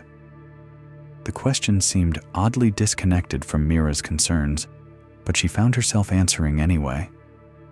When their roots are strong enough, when they've developed enough resilience to handle changing conditions, when keeping them in the nursery would actually begin to stunt their growth rather than protect it. And how do you know they've reached that point? They start to outgrow their containers. They begin reaching toward light and space that the nursery cannot provide. If I keep them contained too long, they become root-bound and struggle to thrive, even when finally given room to grow. The woman nodded thoughtfully, then gestured toward a section of Mira's garden where mature plants flourished in the open ground. "And once you transplant them, do you still control every aspect of their growth?" "No, of course not. I provide what support I can: water, fertilizer, protection from the worst weather. But they must develop their own relationship with sun and rain and wind and seasons." "And are you sad when they no longer need the intensive care you provided when they were young?" Mira was quiet for a long moment, beginning to understand the direction of this conversation. I take pride in seeing them flourish independently. It means I did my job well as their gardener. Yes, and if you tried to keep them in the nursery forever, what would happen? They would sicken and die, or at best remain weak and stunted versions of what they could have become. The woman's gentle smile held no triumph at making her point, only compassion for the difficulty of applying such wisdom to the most precious relationships in our lives. Your son is showing you that your gardening has succeeded completely. He is ready for transplanting into the larger world. His desire to leave is not rejection of your love. It is the fulfillment of everything your love was meant to accomplish. Mira felt tears starting, but they were different from the tears of fear she had been fighting for days. These tears carried recognition, understanding, and a grief that was clean rather than desperate. But what if the world damages him? What if he encounters harsh weather that I could have protected him from? What if he makes wrong choices, gets hurt, loses his way? What happens to plants when they encounter harsh weather in the open ground? If they're strong and well prepared, they develop deeper roots, greater resilience. They learn to bend without breaking, to find resources they didn't know they possessed. And if they make poor choices about where to direct their growth, they learn from the consequences. They adjust, redirect their energy toward what actually nourishes them rather than what merely looks appealing. The woman leaned forward slightly, her voice gentle but clear. You cannot protect him from the experiences he needs to become who he is meant to be. Your job was to prepare him for those experiences, to give him strong roots, good judgment, and the confidence to trust his own growth. From what I can see, you have done that job extraordinarily well. They sat together as the afternoon light shifted through the mango leaves, creating patterns of sun and shadow that moved and changed like understanding itself. How do I let go? Mira asked quietly. How do I stop wanting to control his path, to ensure his safety, to be part of every important moment in his life? The same way you let go of seedlings when you transplant them, with love, with trust in what you have given them, with faith that your caring has prepared them for whatever they will encounter, and with recognition that letting go is the final gift of true love, the gift of freedom to become whatever they are capable of becoming. As evening approached and Arjun returned from his visits with friends, Mira found herself seeing him with new eyes, not as her creation, who must remain close for her to feel successful as a mother, but as a young man whose readiness to leave home was actually proof of how well she had loved him. At dinner, as they shared the simple meal of rice, vegetables, and fruits from their own garden, Mira took a deep breath and spoke words that felt like stepping off a cliff into unknown space. Tell me more about this teacher in Varanasi, she said. What would you study with him? What kind of life would you live there? Arjun looked up from his food, surprise and hope mingling in his expression. You want to know about it? I want to understand what calls to you so strongly. I want to hear about the path that feels right for your life, even if it leads away from mine. For the next hour, as the oil lamp flickered between them and night sounds began their ancient chorus outside, Arjun spoke about his dreams with an enthusiasm Mira had never seen before. He talked about philosophical questions that kept him awake at night, about ways of understanding consciousness and reality that he had only begun to glimpse, about a hunger for wisdom that went beyond anything their village could satisfy. Listening to him, Mira realized that somewhere along the way, while she had been focused on nurturing his body and mind and character, he had developed a spiritual longing that was entirely his own. Not something she had planted, but something that had grown from seeds she couldn't even see. When would you want to leave? she asked when he paused in his excited descriptions. "The best time to begin study with this teacher is at the start of the monsoon season, when new students are accepted. That's only 6 weeks away." 6 weeks. The number hit Mira like a stone, but underneath the impact, she felt something else, a strange kind of relief. The decision had been made, the timeline established. Her role now was not to fight or delay, but to help make his departure as smooth and well prepared as possible. "Then we have much to do," she said, surprising herself with how steady her voice sounded. "You'll need traveling clothes, money for the journey, letters of introduction.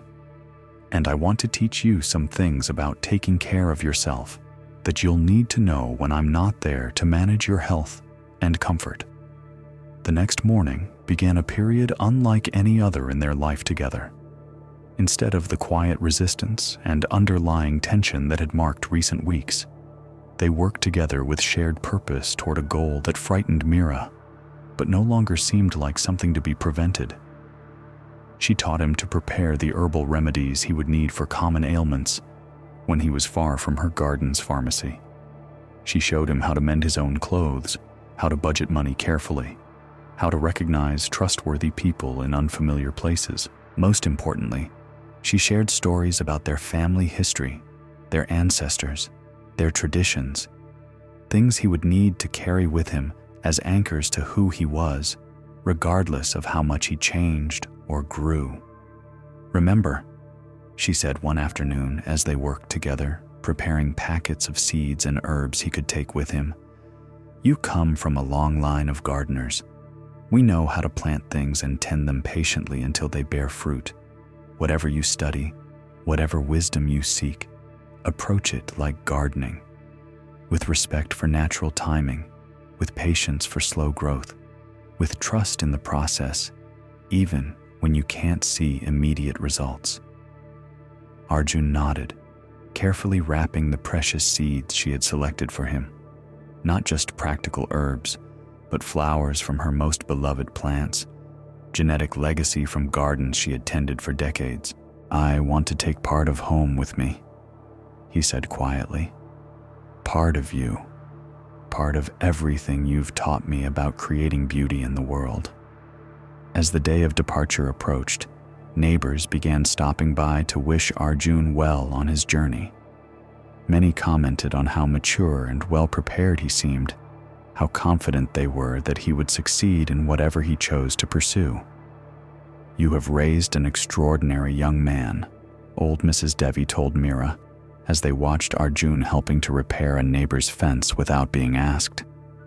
"He will carry your love with him wherever he goes, and it will be like a light in difficult times." But even as Mira felt pride in these compliments, even as she recognized the truth of what the traveling woman had told her about successful gardening, she struggled with waves of grief that seemed to come from nowhere and wash over her without warning. She would be alone in the house where his voice had filled every room. She would tend the garden without his help, eat meals without his company, face the endless succession of ordinary days without the purpose that raising him had provided for 20 years. Who was she, if not Arjun's mother? What was the meaning of her life, if not the daily care and guidance of the person who had been her heart's center for so long? 3 days before his scheduled departure, Mira woke before dawn with a panic so intense it felt like drowning. She found herself standing in Arjun's room, looking at the travel pack he had carefully prepared, the neat piles of clothing and books and supplies, the evidence that he was really leaving, really disappearing into a world where she could not follow. The urge to wake him, to tell him she had changed her mind, to insist that he stay home for at least another year, was so strong she could taste it.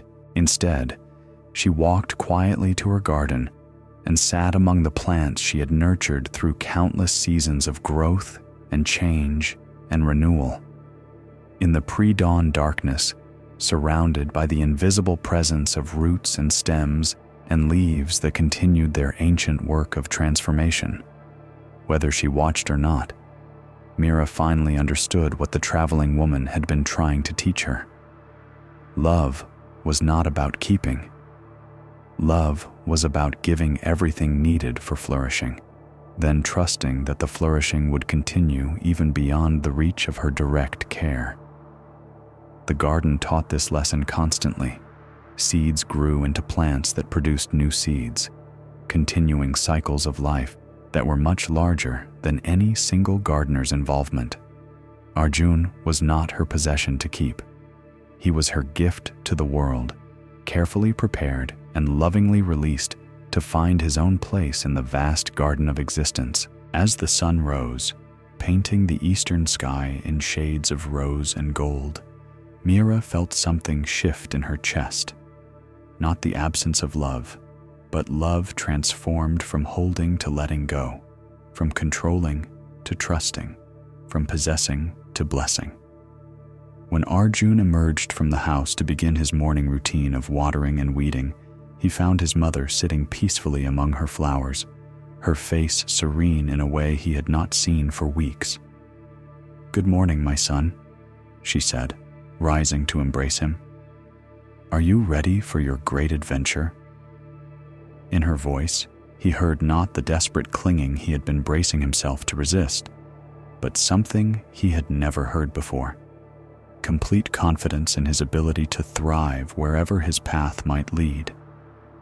"Thank you," he whispered into her shoulder as they held each other in the growing light.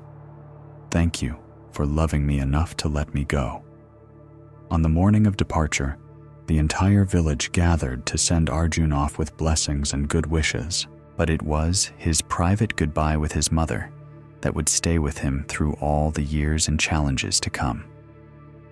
Standing at the edge of her garden, surrounded by the abundance their partnership had created, Mira gave him her final gift, not tears of abandonment or guilt about leaving her, but words of complete faith in everything he was and everything he might become. "Go with my blessing," she said, her voice steady and strong. "Go with confidence that you carry everything you need within you. Go with trust that the love that raised you will continue to guide you, even when I cannot be there to see it. And go with the promise that this garden, this home, this mother's heart will always be here when you need to remember where you came from." She pressed into his hands a small pouch containing soil from her garden, not as a chain to bind him to the past, but as a reminder that no matter how far he traveled or how much he changed, he would always carry within him the capacity to make beautiful things grow. As his cart disappeared down the dusty road toward whatever awaited him in the vast world beyond their village, Mira stood watching until she could no longer distinguish the dust of his departure from the ordinary dust that always hung in the morning air. Then she turned back to her garden, to the work of tending and nurturing that would continue whether or not anyone was there to witness it, whether or not the fruits of her labor remained visible to her eyes. Take a gentle breath. Notice how the air comes to you freely, how your body receives what it needs without clinging to what has passed or worrying about what has not yet arrived. Like love itself, breath teaches us the rhythm of receiving and releasing, of nourishing and letting go. Let us pause here, with love learning to trust its own gifts, with attachment transforming into blessing. There is more to explore about how we carry loss, how we find meaning when familiar purposes disappear, how we discover that our capacity to love extends far beyond the boundaries of what we can hold close. Rest now. Feel the softness of this moment, the way understanding can bloom even in the soil of separation. We will continue exploring the mysterious ways that wisdom grows from difficulty, that freedom comes through learning to release what we cannot keep. Let us explore another story about the weight of comparison, about brothers whose different paths through life become a source of suffering that neither success nor failure can resolve. In a prosperous trading town, where merchants from distant regions came to buy and sell precious goods, there lived two brothers whose rivalry had begun before they could walk and had grown more complex and painful with each passing year. They were the sons of a successful cloth merchant who had built his business through careful attention to quality and fair dealing, earning respect throughout the region for both his goods and his character. The elder brother, Vikram, had inherited not only his father's business sense, but also his steady temperament and natural gift for making customers feel valued rather than merely sold to. When their father died and left the business to both sons equally, it was Vikram who naturally took the lead in daily operations, managing relationships with suppliers, overseeing the quality of inventory, making the crucial decisions about which goods to stock and when to expand into new markets. Under Vikram's leadership, the business prospered even beyond their father's success. His judgment about market trends proved consistently reliable. His innovations in customer service attracted buyers from increasingly distant regions, and his reputation for honest dealing made their shop a destination for anyone seeking the finest fabrics available. The younger brother, Ravi, possessed different gifts that were no less valuable, but much less visible in their day-to-day success. He had an artist's eye for beauty, an intuitive understanding of how colors and textures could be combined to create effects that transcended mere utility. When customers were unsure about their choices, it was Ravi who could envision exactly how a particular fabric would serve their needs, who could suggest unexpected combinations that would surprise and delight. But Ravi's contributions were harder to measure in the simple terms that business success is usually calculated: profit, growth, reputation, expansion. While Vikram's decisions directly translated into increased income and broader influence, Ravi's aesthetic guidance and creative insights worked more subtly, enhancing customer satisfaction in ways that were felt but not easily quantified. This difference in visibility began to eat at Ravi like acid on metal, creating a slow but steady corrosion of his peace of mind. Customers praised Vikram's business acumen and credited him with their continued success. Other merchants sought Vikram's advice and invited him to join important trade associations. When people spoke of their family business, they increasingly referred to it as Vikram's shop, rather than as a partnership between brothers. "I do as much work as you do," Ravi said one evening as they closed the shop after a particularly busy day.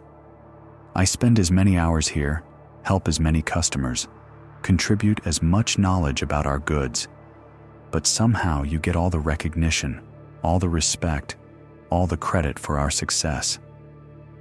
Vikram looked up from the accounts he was reviewing, surprised by the bitterness in his brother's voice. "I don't seek recognition, Ravi. I just try to do what Father taught us: serve customers well, make fair profits, build something lasting.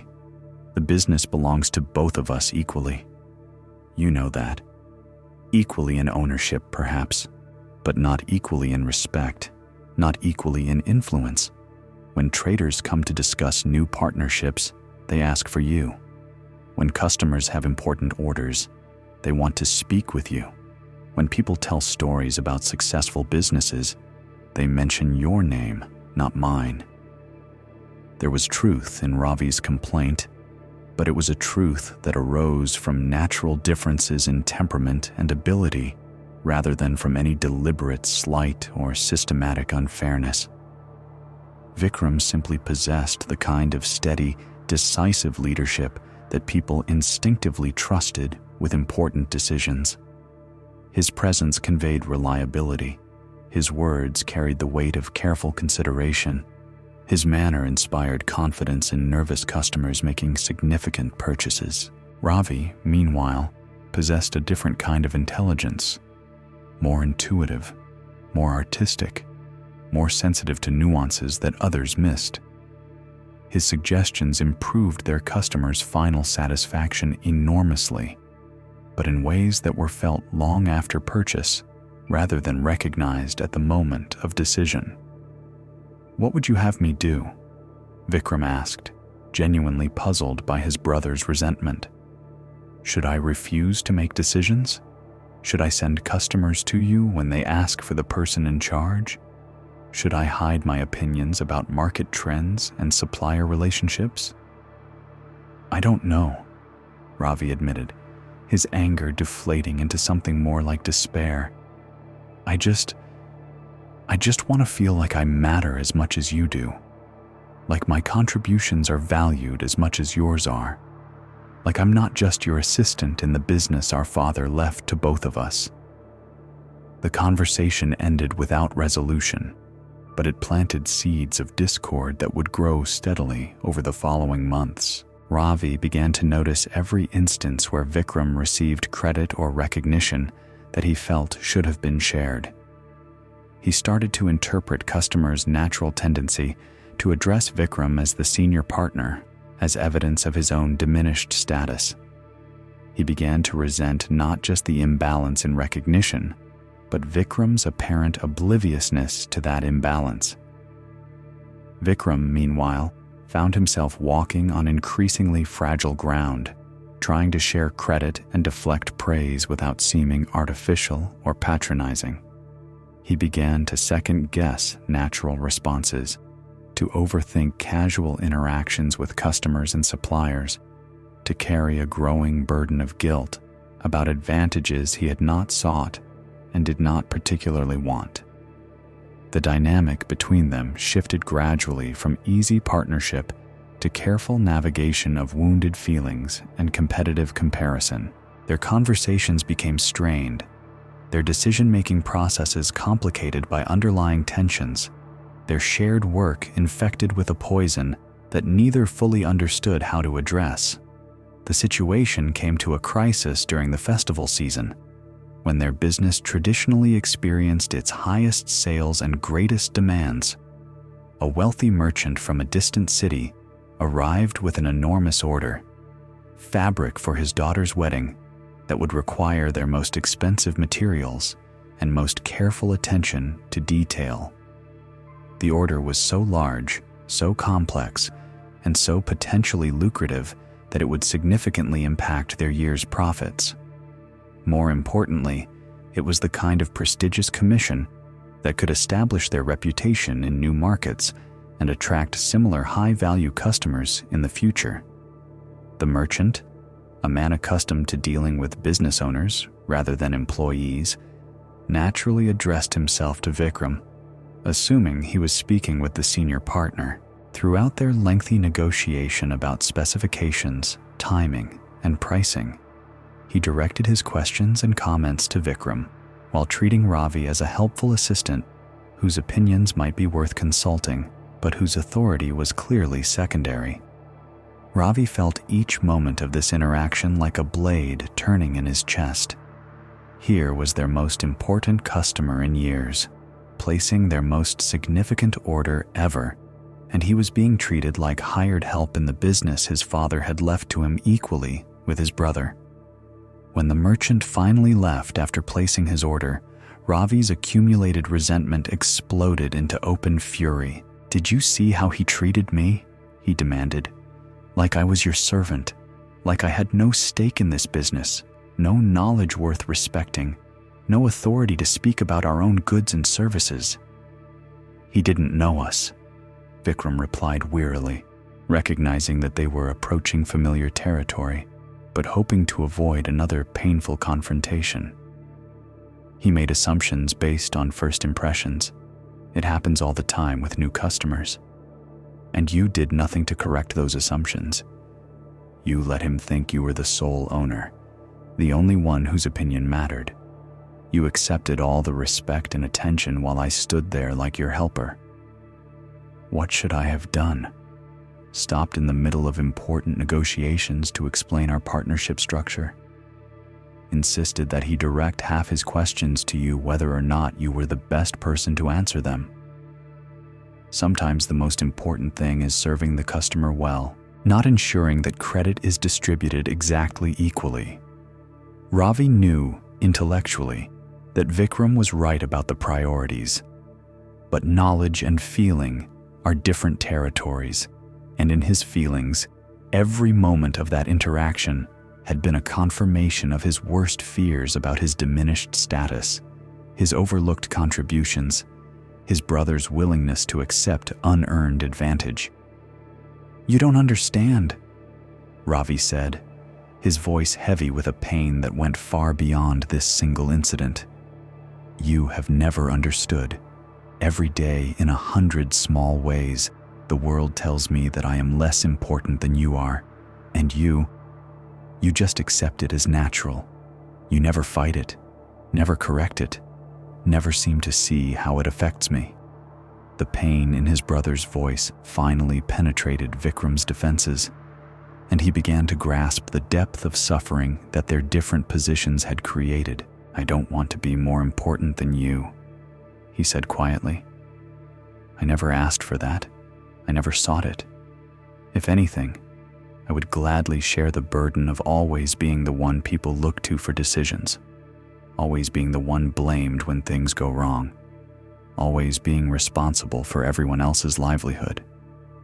But you don't have to share it, do you? It comes naturally to you. People naturally trust your judgment, naturally assume you're in charge, naturally give you the respect that I have to fight for every single day." They stared at each other across the counter of their family shop, surrounded by the beautiful fabrics that represented their shared inheritance and their divided hearts. "I don't know how to fix this," Vikram admitted finally. "I don't know how to change the way customers perceive us, or the way the community sees our roles, or the simple fact that people respond differently to different personalities. And I don't think it would help either of us if I tried to become someone I'm not just to make our recognition more equal." It was an honest admission, but it offered no solution to Ravi's anguish. The unfairness he felt was real, but it was also largely invisible to outside observers and seemingly impossible to address through any practical changes in how they conducted their business. That evening, as word of their enormous new order spread through the community, neighbors stopped by to congratulate Vikram on landing such a prestigious customer. Each congratulation, offered with innocent goodwill, felt to Ravi like another confirmation of his secondary status. "Your brother has really built something impressive," one neighbor said to Ravi. "You must be proud to work for such a successful enterprise." Work for, not work in, not help build, not co-own, work for, as if he were an employee rather than an equal partner in their family legacy. "It's our business," Ravi corrected quietly. "We inherited it together from our father." Of course," the neighbor replied, but his tone suggested he was merely being polite rather than revising his fundamental understanding of their relationship. As the days passed and work began on the elaborate wedding order, the practical demands of their craft temporarily overshadowed the emotional tensions between the brothers. The commission required their combined expertise, Vikram's business sense to manage the complex logistics and customer communications, Ravi's artistic eye to ensure that color combinations and fabric selections would create the visual impact their client expected. Working together intensively on challenging, beautiful work reminded them why they had always been effective partners despite their different strengths. Ravi's suggestions prevented several expensive mistakes in fabric selection, while Vikram's careful project management ensured that all deadlines would be met without compromising quality. But even successful collaboration could not resolve the deeper issue of recognition and respect. When the wealthy merchant returned to inspect their progress and express his satisfaction with their work, he again directed his praise primarily to Vikram, thanking him for excellent service and outstanding craftsmanship, while barely acknowledging Ravi's presence. After the customer left, the brothers worked in heavy silence, each absorbed in his own thoughts about fairness, recognition, and the apparently unbridgeable gap between effort and acknowledgement. Their silence was broken by the arrival of a traveling monk whose simple robes and worn sandals marked him as someone who had walked many roads and seen many forms of human suffering. He approached their shop with the unhurried pace of someone for whom time was measured differently than it was for merchants and customers.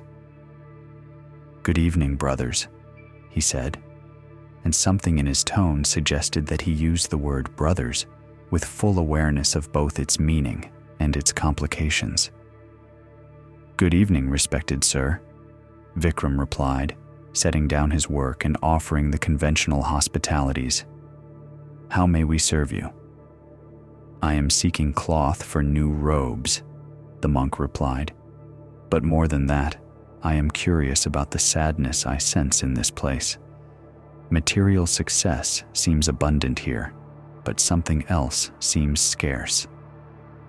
His words were spoken gently, without accusation, but they hung in the air between the brothers like a challenge they couldn't ignore. Ravi looked up from the delicate embroidery he was working on, meeting the monk's eyes with a directness that surprised even himself. "Is it so obvious?" he asked. "Suffering usually is, once you learn to recognize its signs. Would you like to speak of what troubles you?" There was something in the monk's presence that invited honesty without promising easy solutions. Over the next hour, as the evening light faded and oil lamps were lit to continue their delicate work, both brothers found themselves describing their situation with a candor they had never managed in their direct conversations with each other. Ravi spoke about his daily experience of being overlooked, undervalued, treated as secondary, despite equal ownership and equal effort. Vikram described his growing guilt about advantages he had not sought, his frustration with being blamed for circumstances beyond his control, his exhaustion from trying to manage his brother's feelings while still doing the work that customers and suppliers expected from him. The monk listened to both perspectives without taking sides, his face showing compassion for the genuine pain each brother carried. "This is a story I have heard many times," he said when they finished speaking.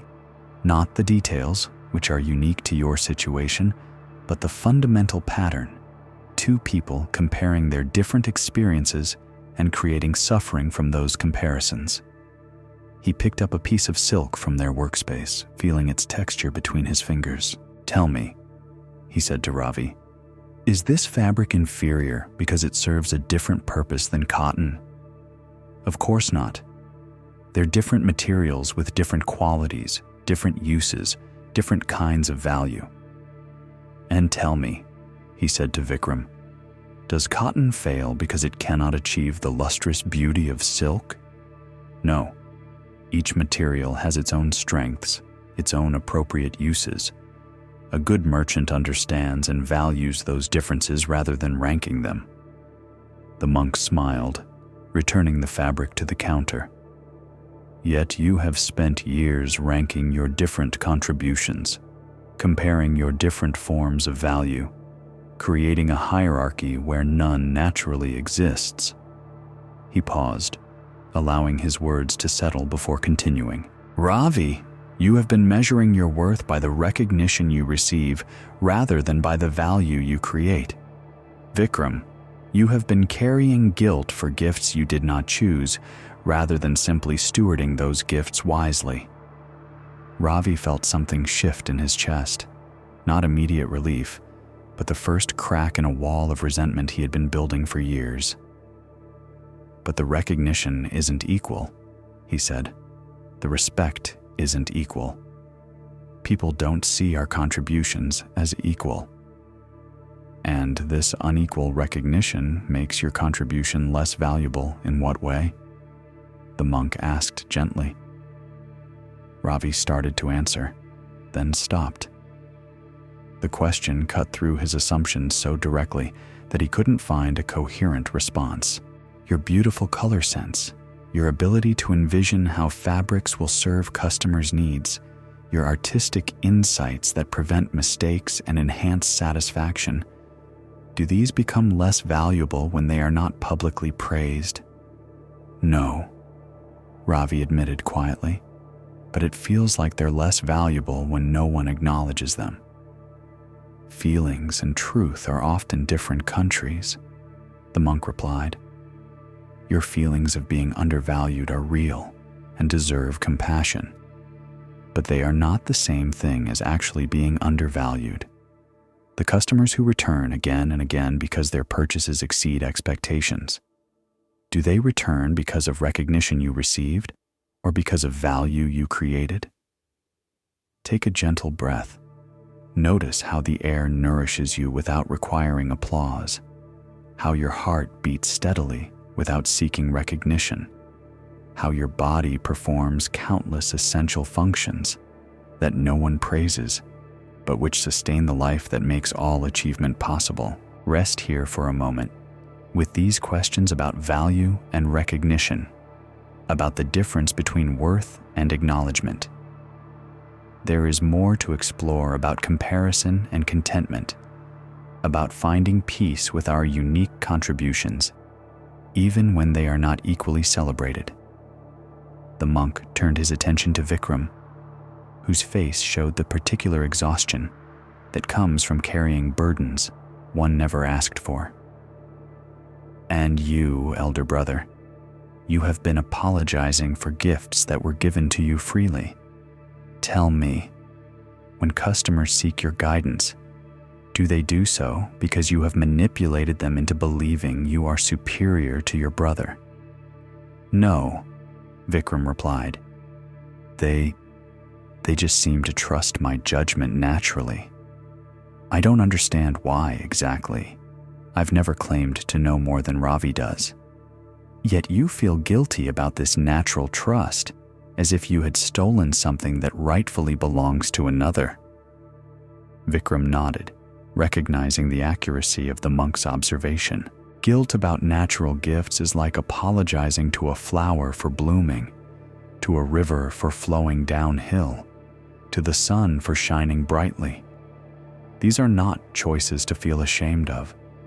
They are simply the forms that life has taken through you. The monk moved closer to the lamp, examining the intricate embroidery that Ravi had been working on. "This is extraordinary work," he said, and there was genuine appreciation in his voice.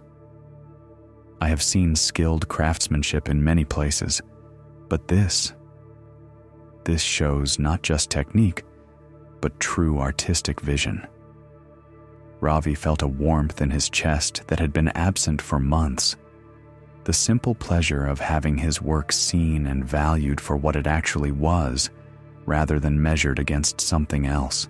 "Now tell me," the monk continued, "when you create something this beautiful, does its value depend on whether people compare it favorably to your brother's business skills?"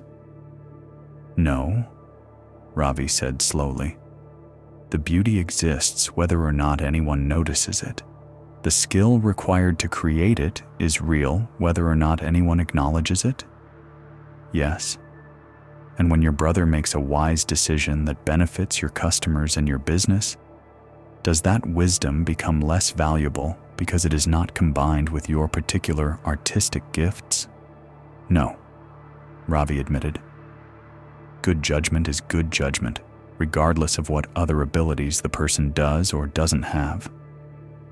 The monk settled into a more comfortable position, as if preparing for a longer conversation. "There is a teaching story about two trees that grew side by side in a forest," he began. "One was tall and straight, with a strong trunk that could support great weight. The other was smaller, but bore the most beautiful flowers anyone had ever seen. Blossoms so lovely that travelers would journey great distances just to sit in their fragrance. For many years, the flowering tree was tormented by envy. Why do people build their houses using wood from the tall tree? it asked. Why do they praise its strength and usefulness while merely admiring my flowers? Are my blossoms not valuable? Does beauty count for nothing? The tall tree, meanwhile, grew increasingly uncomfortable with the attention it received. I cannot help being strong, it said. I did not choose this trunk, these roots, this capacity to bear weight.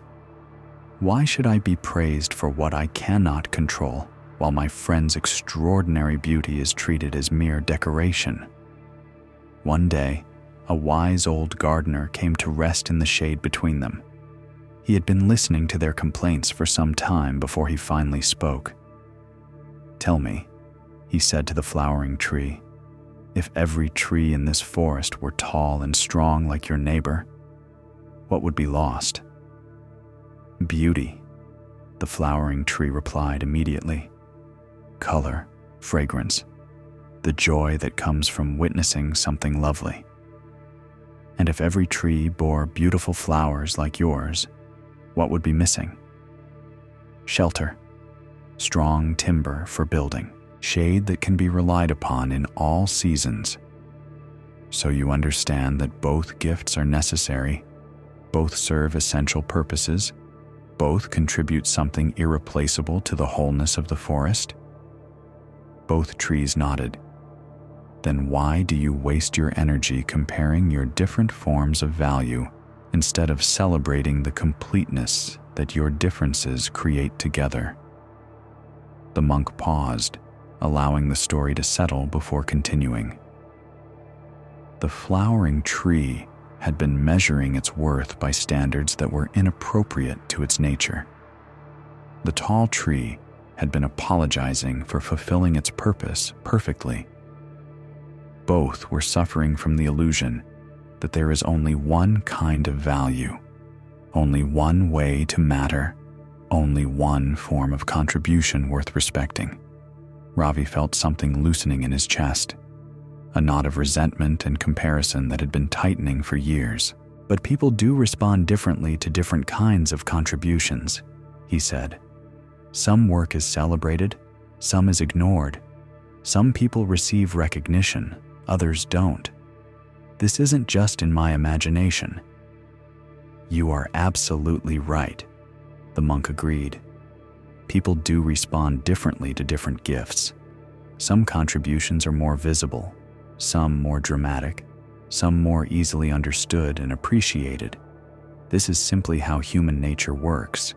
We notice and praise what we can see and comprehend quickly. He gestured toward their shop, filled with fabrics in every conceivable color and texture. When customers enter this shop, they immediately notice the beautiful organization, the impressive selection, the sense of abundance and quality. These things speak of good business management, and they praise that management because its effects are immediately visible. Then he pointed to a bolt of silk whose colors seemed to shift and flow in the lamplight, but they do not immediately notice that this particular silk was placed here, in this lighting, next to these complementary colors, because someone with extraordinary artistic sense understood exactly how to display it for maximum impact. That contribution is equally important, but less obviously visible. Ravi nodded slowly, beginning to understand. The question is not whether recognition will be equal. It almost never is. The question is whether you will find peace with contributing your gifts regardless of the recognition they receive. How do I do that? Ravi asked. How do I stop caring about acknowledgement? Stop feeling diminished when my brother gets credit for our shared successes? You begin by separating your sense of worth from external validation. Your value is not determined by other people's ability to see and appreciate your contributions. Your gifts are not less real because they are less visible. The monk picked up a small mirror from their counter, angling it so that it caught and reflected the lamplight. This mirror's ability to reflect light is not diminished when people pay more attention to the lamp that provides the light. Both serve essential functions. Both are necessary for illumination. The mirror could exhaust itself envying the lamp's obvious brightness, or it can simply fulfill its own purpose of directing and multiplying that brightness. Vikram, who had been listening intently, finally spoke. "And what about the guilt I carry? The feeling that I'm taking credit I don't deserve, receiving advantages I haven't earned?" "Guilt about natural gifts serves no one," the monk replied. "It does not make you more humble. It makes you less effective. It does not help your brother. It robs both of you of the joy you could find in your successful partnership." He turned the mirror slightly, showing how the reflected light changed position without losing any of its illuminating power.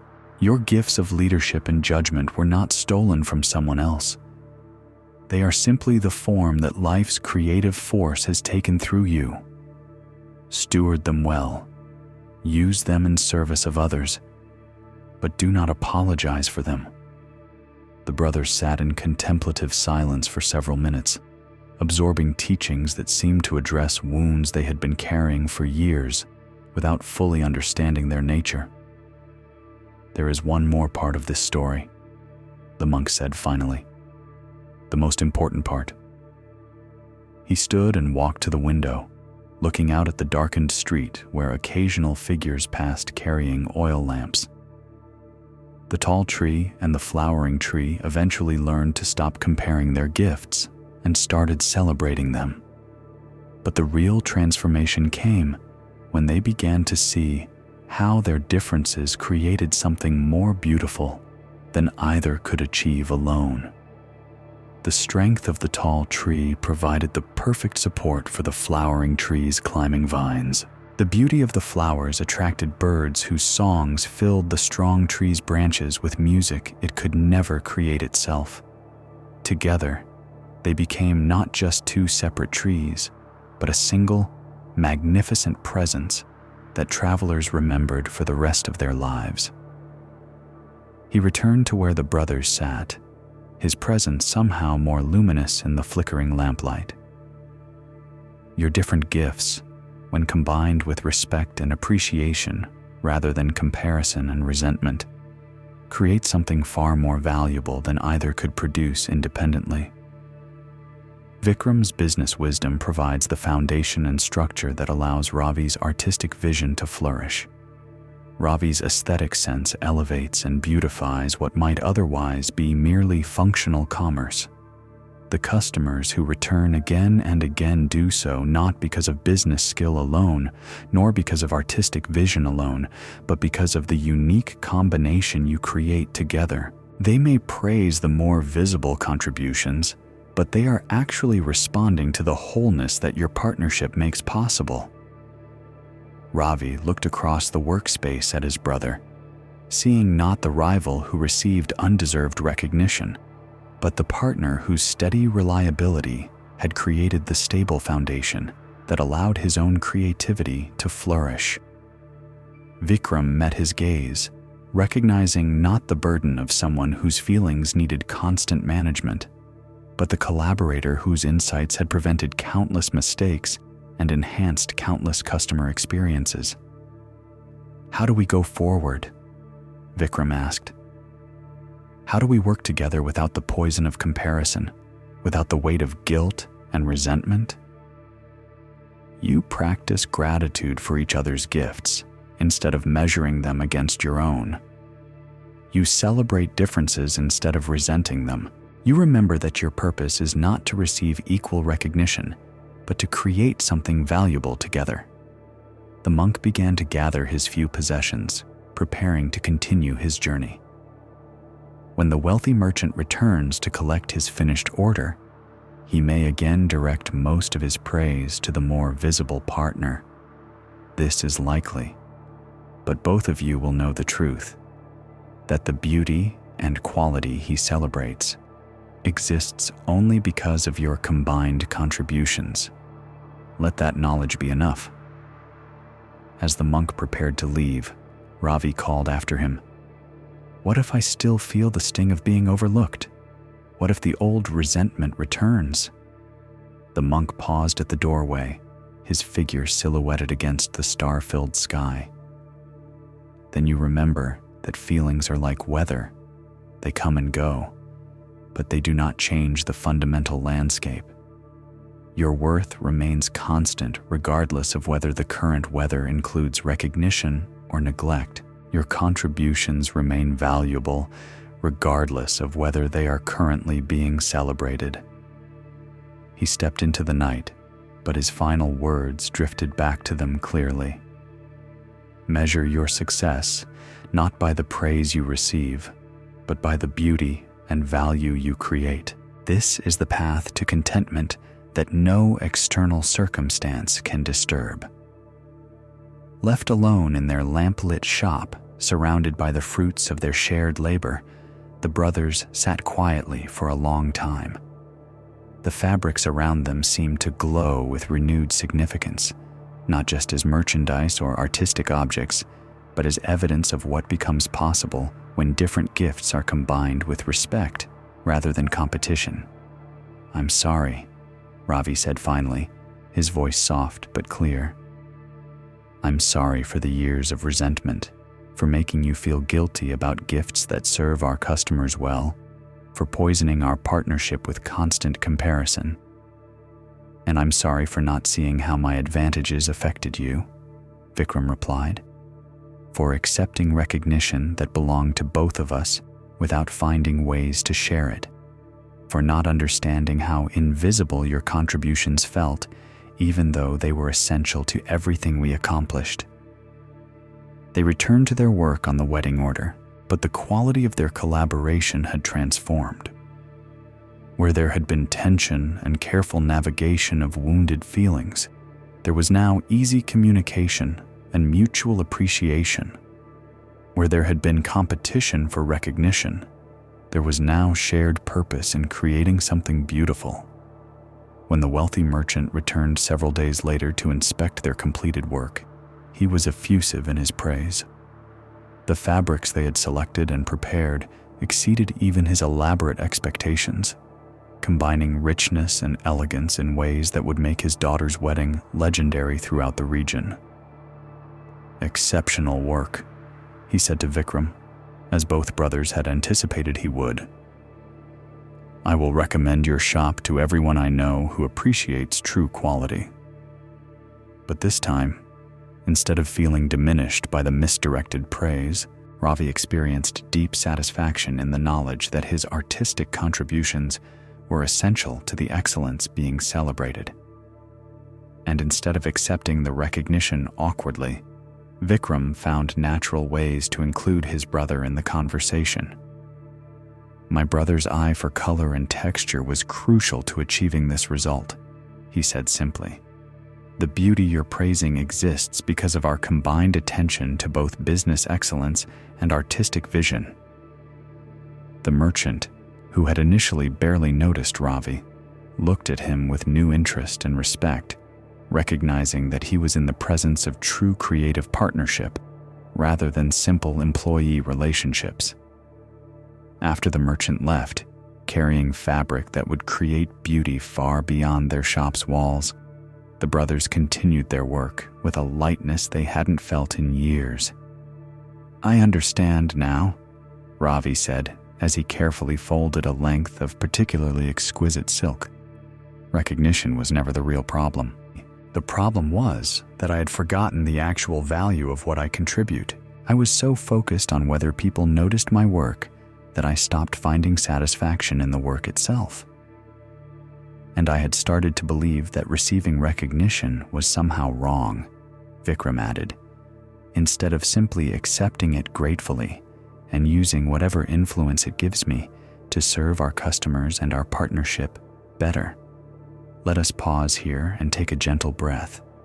Feel how the air comes to you without comparing itself to other breaths, without measuring its worth against the wind or wondering whether you appreciate it adequately. Like the brothers learning to find peace with their different gifts, breath simply fulfills its purpose without needing recognition. Rest now in this understanding that value and visibility are different territories. that contribution and recognition follow different rhythms, that our worth is not diminished by others' inability to see it fully. Let us explore another story about the weight of perfection, about a woman whose dedication to flawless execution becomes a prison that prevents the very excellence she seeks. In a village renowned for its weavers, where families had passed down the secrets of creating the finest textiles for generations beyond counting, there lived a woman named Priya, whose skill at the loom surpassed even the legendary masters of her craft. Her textiles possessed a perfection that seemed almost supernatural.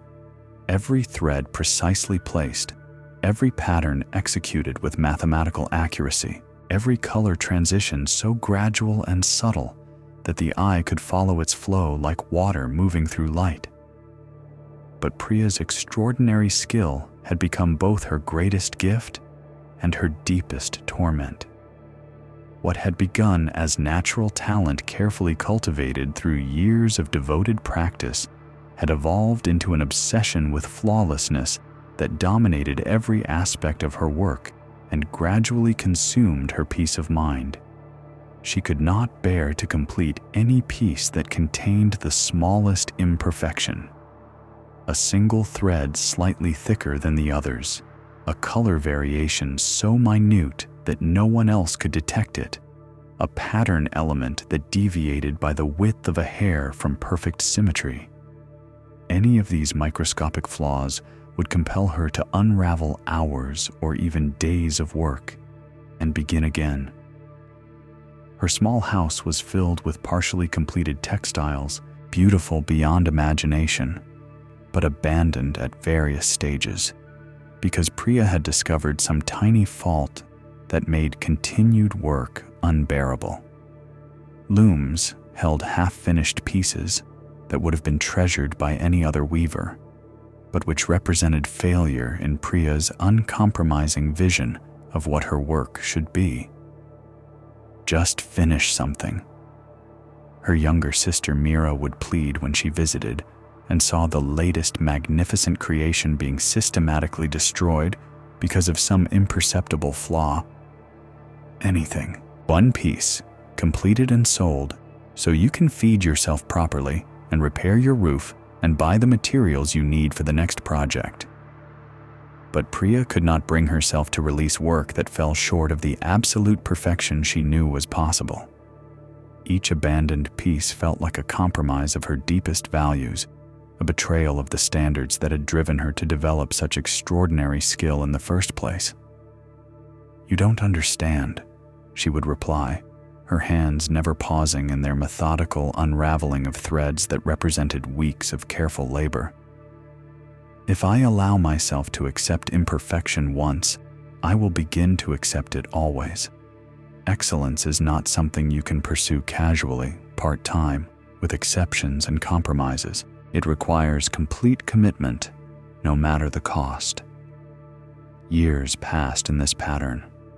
Priya's reputation as a master weaver grew through stories told by the few people who had seen her work in progress, but no one could actually purchase her textiles because none ever reached completion. She lived in increasing poverty, surviving on the occasional small repair jobs she would accept when hunger became unbearable, always rushing through such work with distaste because it distracted from her pursuit of the perfect piece. Her health suffered from inadequate food and constant stress. Her social connections withered as friends grew tired of watching her destroy beautiful work for reasons they couldn't understand. Her small house deteriorated around her because she couldn't spare attention for practical maintenance while chasing the flawless creation that always remained just beyond completion. But the worst suffering was internal. Each day brought fresh opportunities for self-torture as Priya discovered new imperfections in work she had previously thought might be acceptable. The standards that had once inspired her to greatness had become tyrants that made greatness impossible to achieve. One particularly difficult morning, as she sat before her loom contemplating whether to continue working on a piece that had occupied her for 3 months or to unravel it because of a barely visible inconsistency in thread tension, Priya heard footsteps approaching her door. She looked up to see an elderly woman standing in her doorway, someone she didn't recognize but whose presence seemed to carry unusual authority. The woman was simply dressed, but moved with the confidence of someone comfortable with her place in the world, and her eyes held the particular quality of attention that comes from years of seeing clearly without judging harshly. "I am looking for the weaver Priya," the woman said. "I have traveled far to see her work." "I am Priya," she replied, instinctively moving to cover the textile she had been contemplating destroying.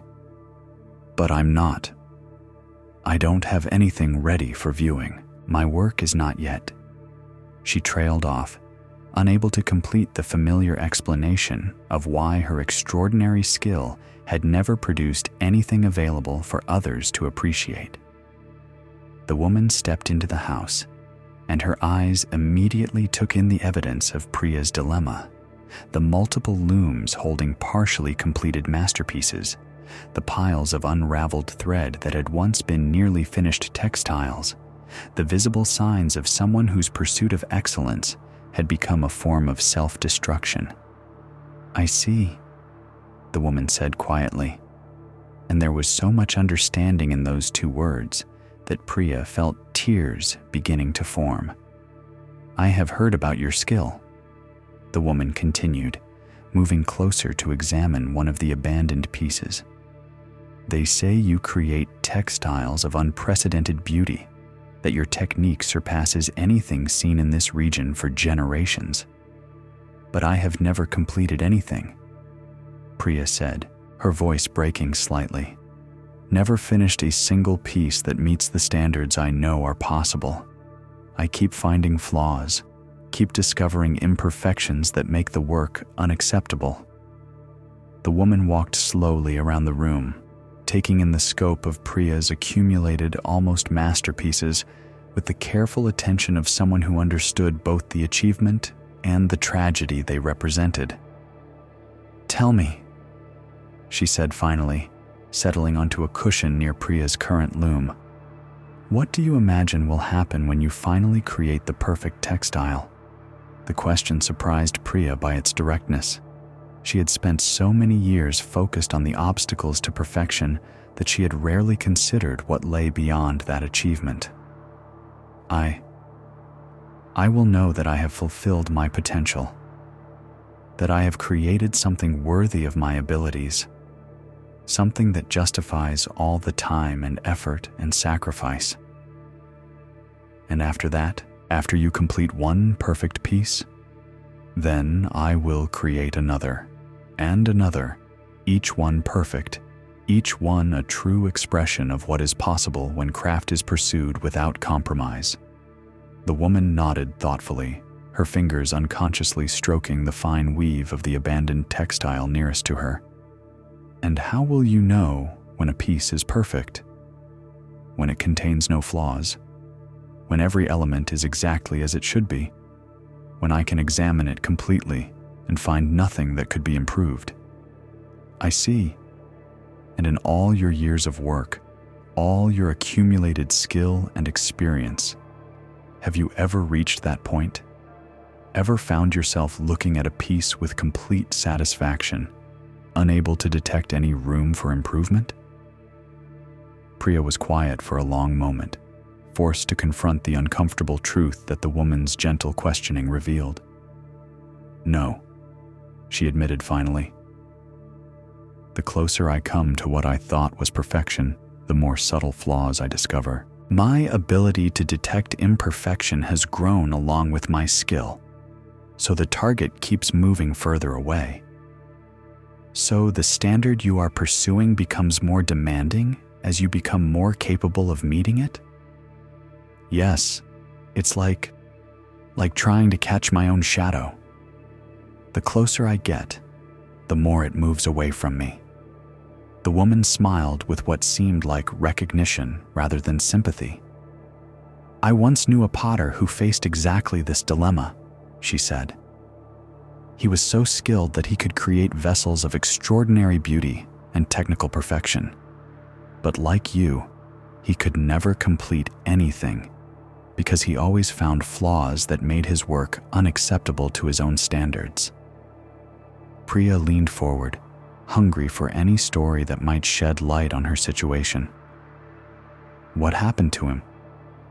He continued pursuing perfect pottery until he was old and poor and alone, surrounded by the broken pieces of almost masterworks that he had destroyed in frustration. He died having never shared his gift with the world because he could not bear to share anything less than perfection. The words struck Priya like cold water, forcing her to see her own path extended into a future of continued frustration and ultimate futility.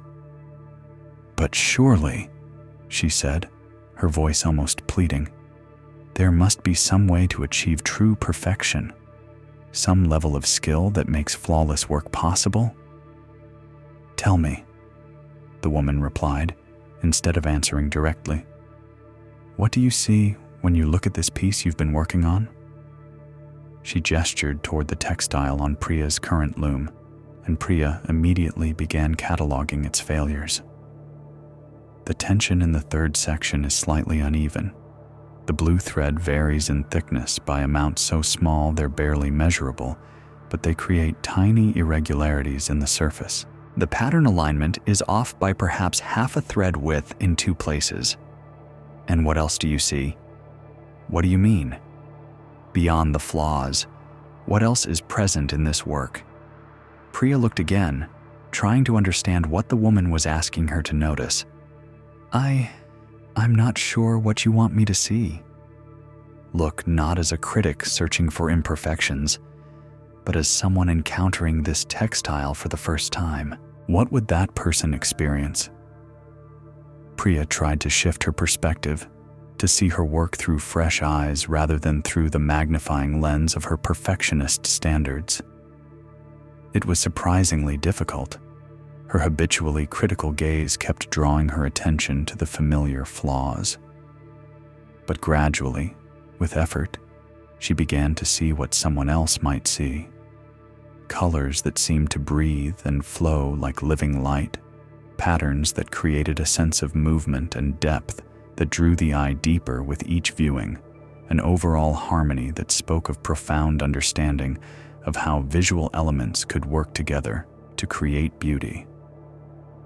It's actually quite beautiful," she admitted reluctantly. "Yes, and would someone purchasing this textile for their home, someone who wanted to surround themselves with beauty and craftsmanship, would they experience the minor imperfections you've identified? Or would they experience the overwhelming beauty that is actually present?" "They would probably notice the beauty," Priya acknowledged. "Most people wouldn't even see the flaws that bother me." "So your pursuit of perfection is not actually serving the people who might benefit from your work. It is serving only your own need to meet impossible standards." The observation penetrated Priya's defenses in a way that years of practical arguments from family and friends had failed to do. She began to see that her perfectionism, which she had always framed as dedication to excellence, was actually a form of self-absorption that prevented her gifts from reaching the world. "But how do I maintain high standards without pursuing perfection?" she asked. "How do I create excellent work without demanding that it be flawless?" "You learn the difference between excellence and perfection," the woman replied. "Excellence is creating the best work you are capable of with the time, materials, and circumstances available to you. Perfection is an impossible standard that exists only in imagination, not in the real world where actual textiles must be created." She stood and moved to another of the abandoned pieces, running her fingers along its exquisite surface. This textile represents hundreds of hours of skilled labor, deep understanding of color and pattern, technical mastery that few people possess. It embodies excellence in every meaningful sense, but you abandoned it because it did not meet the impossible standard of perfection. So I should just accept mediocrity? Lower my standards until anything I create seems acceptable? Excellence and mediocrity are not the only two options, the woman said gently. Between them lies the vast territory of very good work, of beautiful creation, of craftsmanship that serves both the maker and the user well without claiming to be perfect. She returned to sit near Priya, her presence somehow both challenging and comforting. The master craftspeople who are remembered and honored throughout history, do you think they created perfect work? I suppose I always assumed they did. That perfection was what made them masters.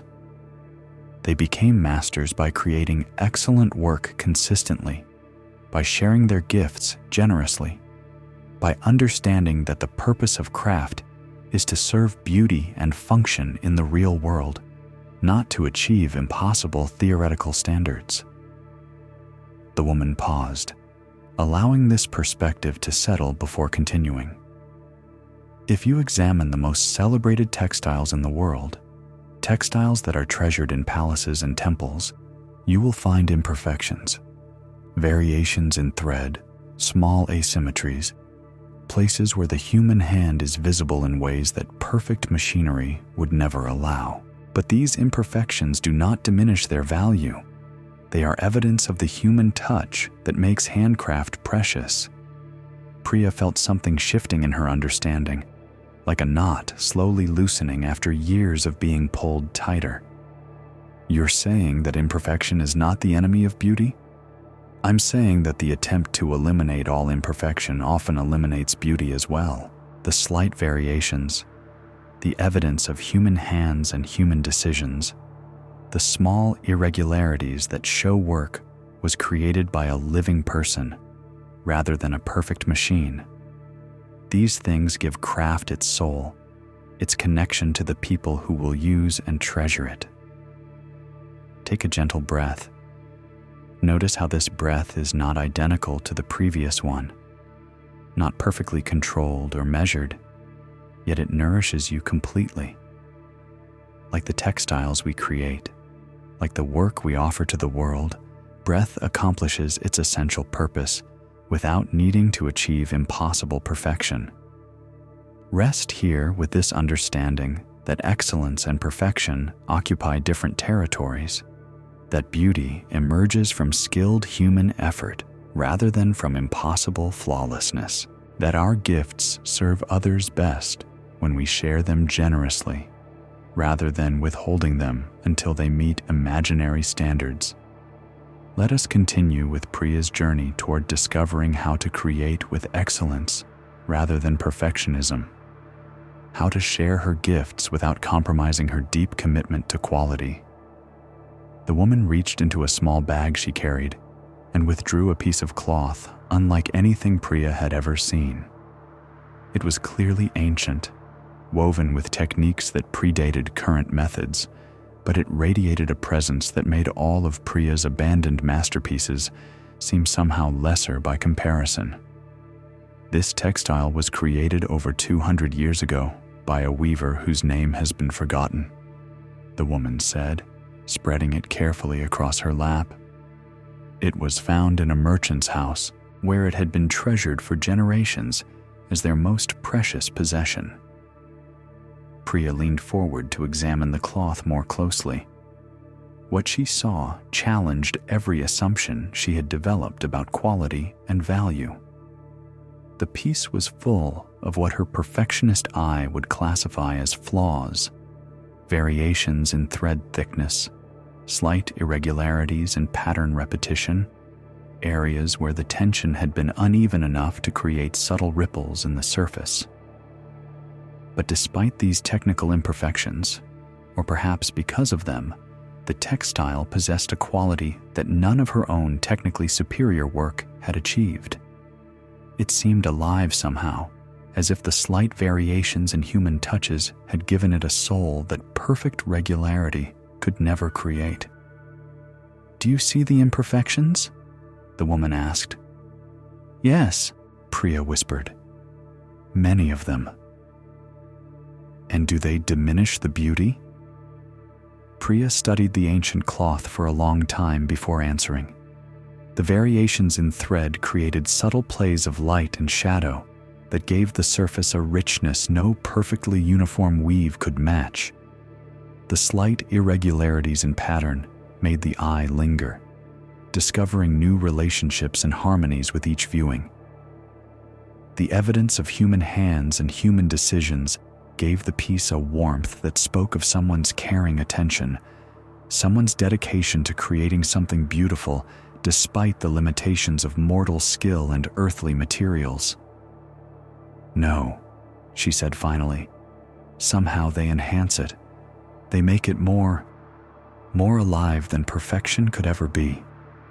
Yes, this weaver understood something that you have forgotten in your pursuit of flawlessness. She understood that the goal is not to eliminate every trace of humanity from our work, but to express our humanity as beautifully as possible. The woman carefully folded the ancient textile and returned it to her bag. The potter I mentioned earlier, before he died in his futile pursuit of perfection, he had a student who faced the same dilemma. This student watched his master destroy beautiful pot after beautiful pot because of microscopic flaws, watched him grow old and bitter and alone because he could never accept anything less than the impossible. What did the student do? He made a decision that his master's fate would not be his own. He chose to define excellence differently, not as the absence of all imperfection, but as the presence of beauty, function, and skillful craftsmanship.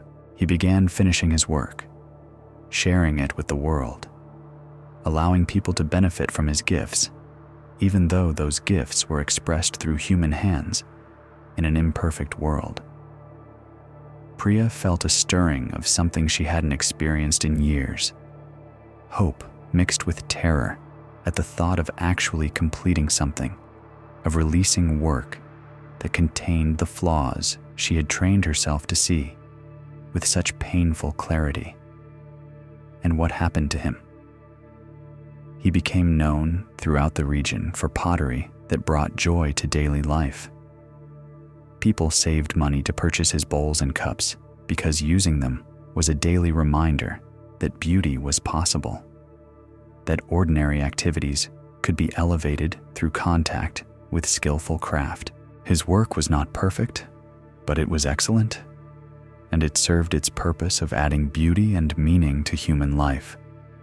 The woman stood and walked to the window, looking out at the village where other weavers were presumably working at their looms, creating textiles that, while less technically accomplished than Priya's abandoned pieces, were actually serving their intended purpose of clothing people, decorating homes, and generating the income needed for survival. "Tell me," she said without turning around, "what is the purpose of weaving?" "To create beautiful textiles," Priya answered immediately. "And what is the purpose of textiles?" To be used, to serve people's needs for clothing and decoration and..."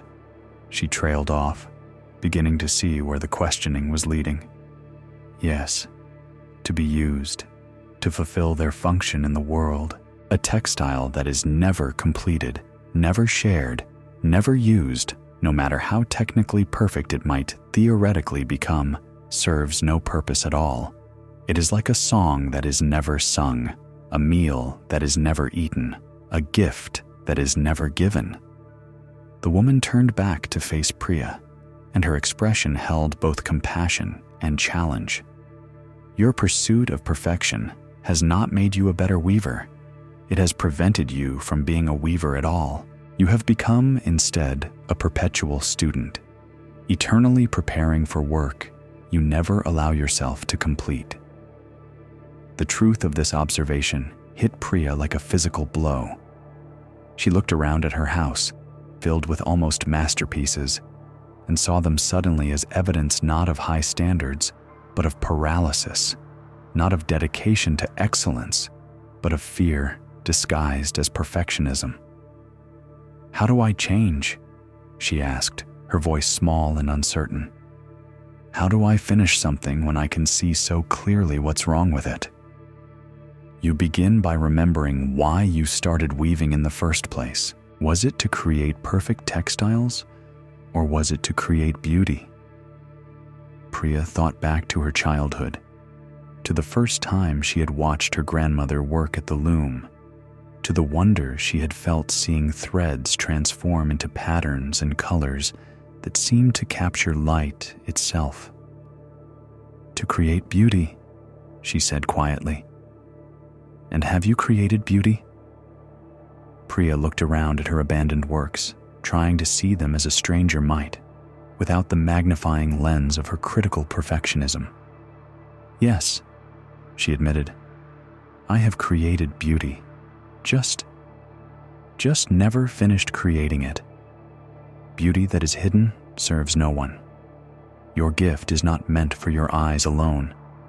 It is meant to bring light to other people's lives, to add richness to their daily experience, to remind them that human hands can create things that uplift the spirit."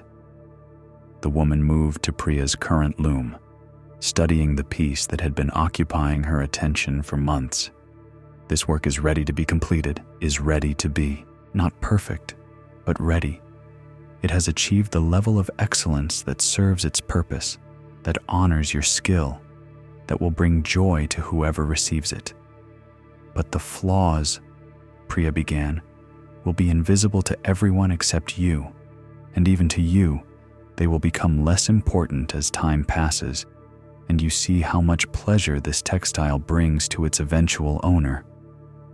The woman's presence seemed to fill the small house with possibility, with permission to be human rather than perfect, to create rather than endlessly criticize.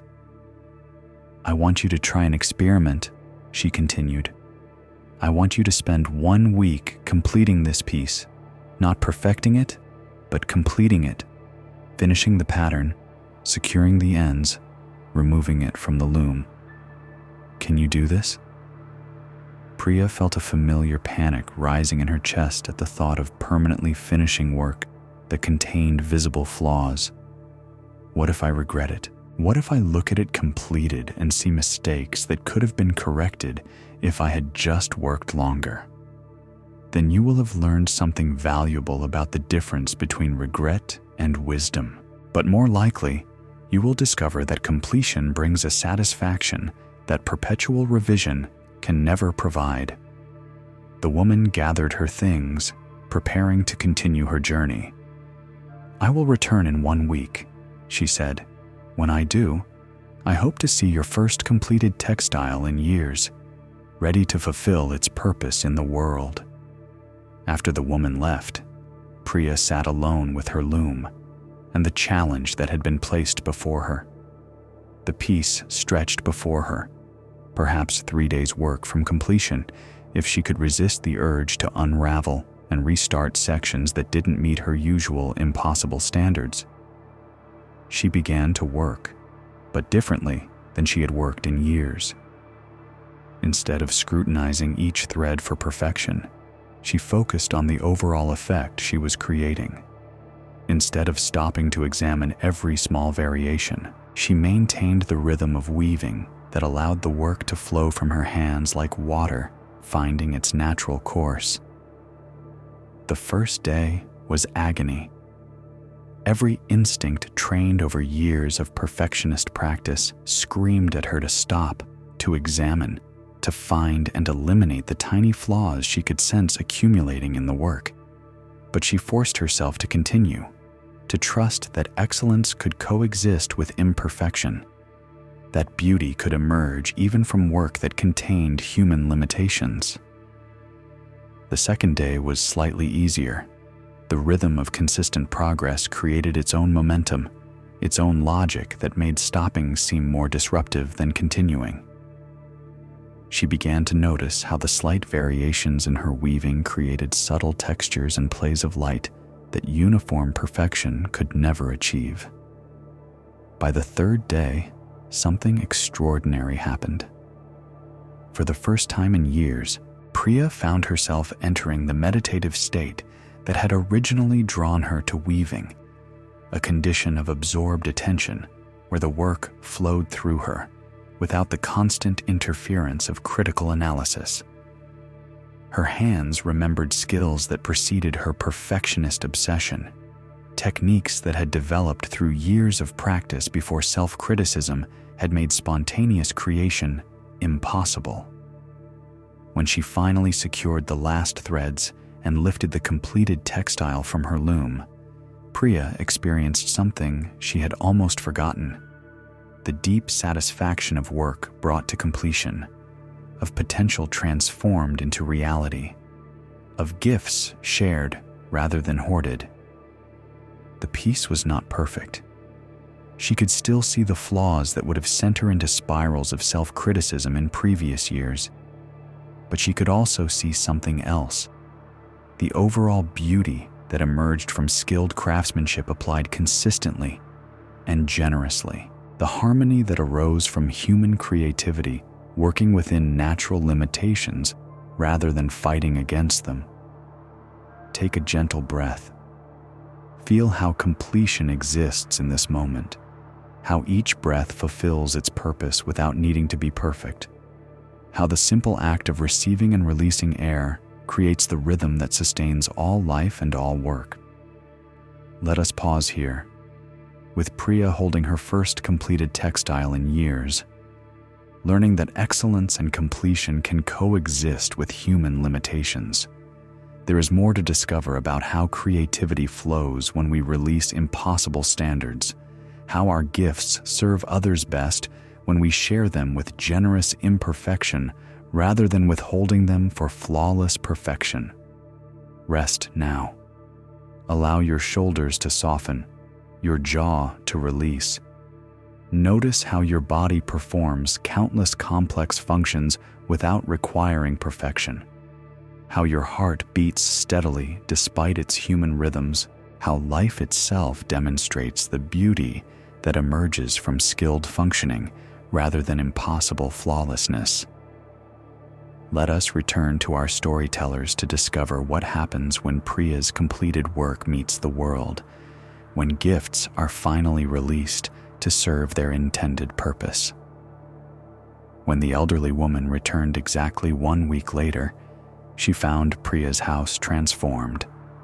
Not physically, the same simple rooms, the same collection of looms and supplies, but the quality of energy that filled the space had changed completely. Where there had been tension and stagnation, there was now a sense of accomplishment and forward movement. Priya greeted her visitor with an expression unlike any she had worn during their first encounter. There was still nervousness, still uncertainty, but underneath these familiar emotions was something new. A quiet pride in work completed, in promises kept to herself. "I finished it," Priya said simply, gesturing toward the textile that now lay folded on her table, ready for its next phase of existence.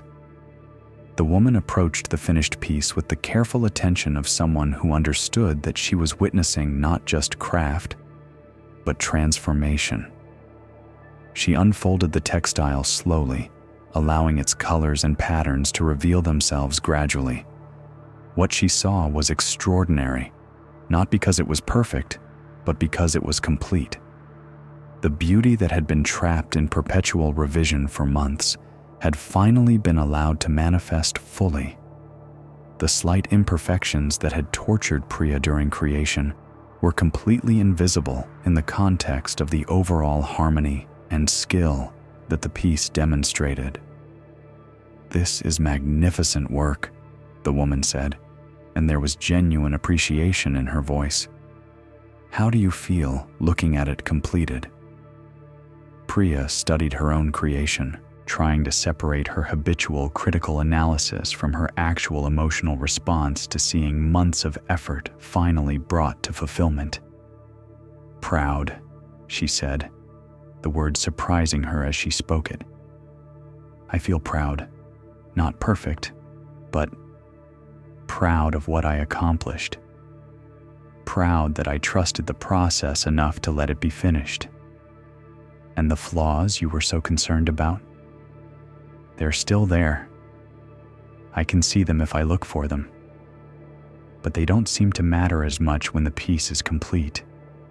They're just part of the story of how it was made, part of what makes it unique."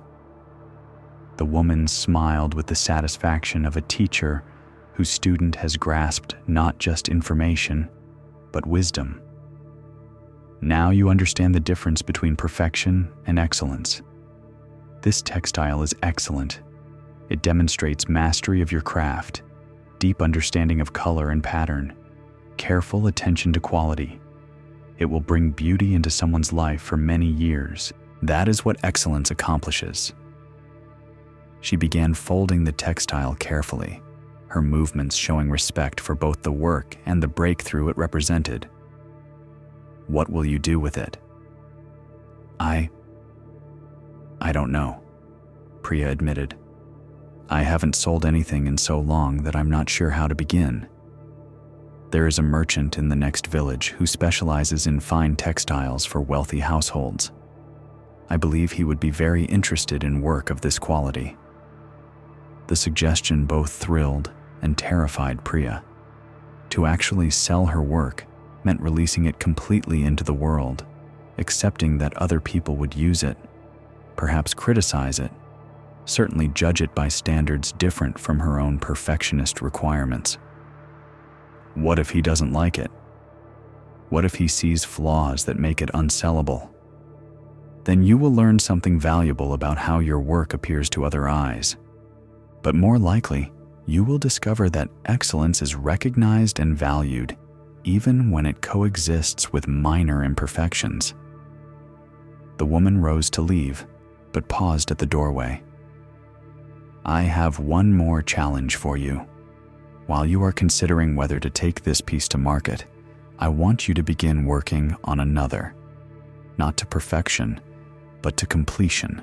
Let your hands remember what they learned this week about trusting the process, about allowing beauty to emerge through consistent effort rather than perfect control." After her visitor left, Priya spent the afternoon simply sitting with her completed textile, allowing herself to absorb the reality of what she had accomplished. The piece existed now independently of her ongoing attention. It was finished, complete, ready to serve its purpose in the world whether she continued to worry about its minor flaws or not. That evening, she began preparing another piece for the loom. But this time, instead of planning every detail to eliminate all possibility of imperfection, she allowed herself to work more intuitively, trusting skills developed over decades of practice to guide her choices about color and pattern. The next morning, Priya made a decision that felt both terrifying and inevitable. She wrapped her completed textile in clean cloth, gathered her courage, and set off for the neighboring village to meet with the merchant the woman had mentioned. The journey gave her time to practice releasing attachment to outcomes, to remember that the value of her work was not dependent on this particular merchant's response. That completion itself was the victory regardless of what happened next. The merchant, a man named Suresh, who had been dealing in fine textiles for over 30 years, examined her work with the careful attention of someone who understood quality when he encountered it. His weathered hands traced patterns and tested the consistency of her weaving with the unconscious expertise of long experience. "This is exceptional work," he said finally, his voice carrying genuine respect. "I have customers who would pay premium prices for textiles of this caliber. Where have you been hiding such skill?" Priya found herself smiling at the question, recognizing how accurately it described her years of perfectionist paralysis, "I have been learning to finish what I start," she said. They negotiated a fair price, one that reflected the quality of her work while acknowledging the realities of local markets. When Suresh counted out payment that represented more income than Priya had earned in the previous year, she felt something shift permanently in her relationship to her own capabilities. Her skills had always been valuable. She had simply been preventing that value from reaching the world through her insistence on impossible standards. "I hope you will bring me more pieces like this," Suresh said, as he carefully stored her textile with other premium goods. "I have customers who appreciate true craftsmanship, who understand the difference between factory uniformity and the beauty that comes from skilled human hands."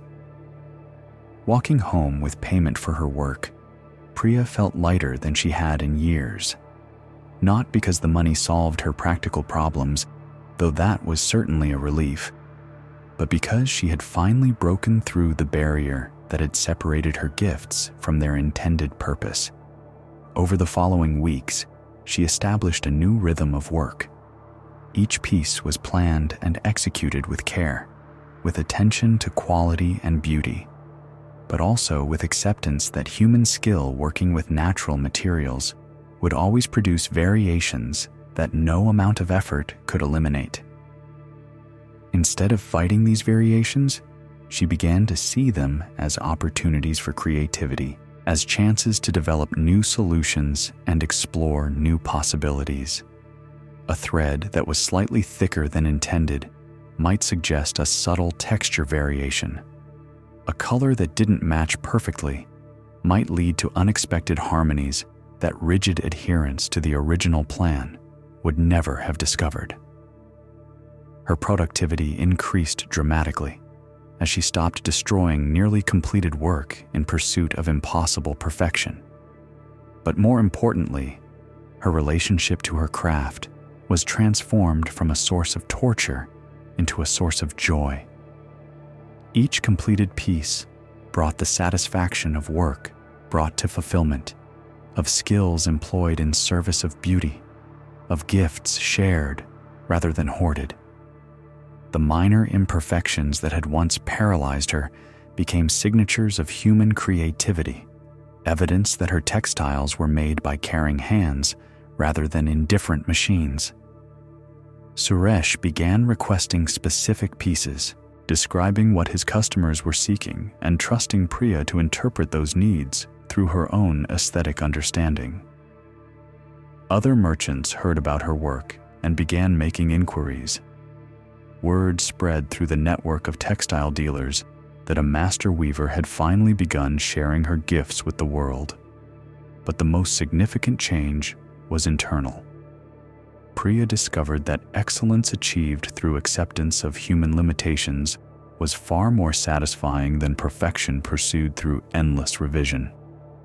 Completing work allowed her to see patterns in her own development, to recognize how each piece built on insights gained from previous efforts, to experience the natural progression that comes only through consistent practice and generous sharing of results.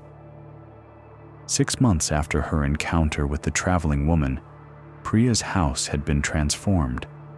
Where once it had been filled with abandoned, almost masterpieces, it now contained a steady flow of works in various stages of completion.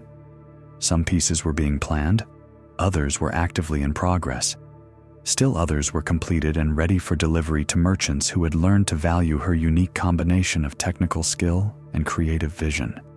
The room felt alive with productive energy rather than stagnant with perpetual revision. Priya herself moved through her work with a confidence she had never known during her perfectionist years, trusting her skills while remaining open to the happy accidents and unexpected discoveries that come only when we allow our work to unfold naturally, rather than forcing it into predetermined patterns.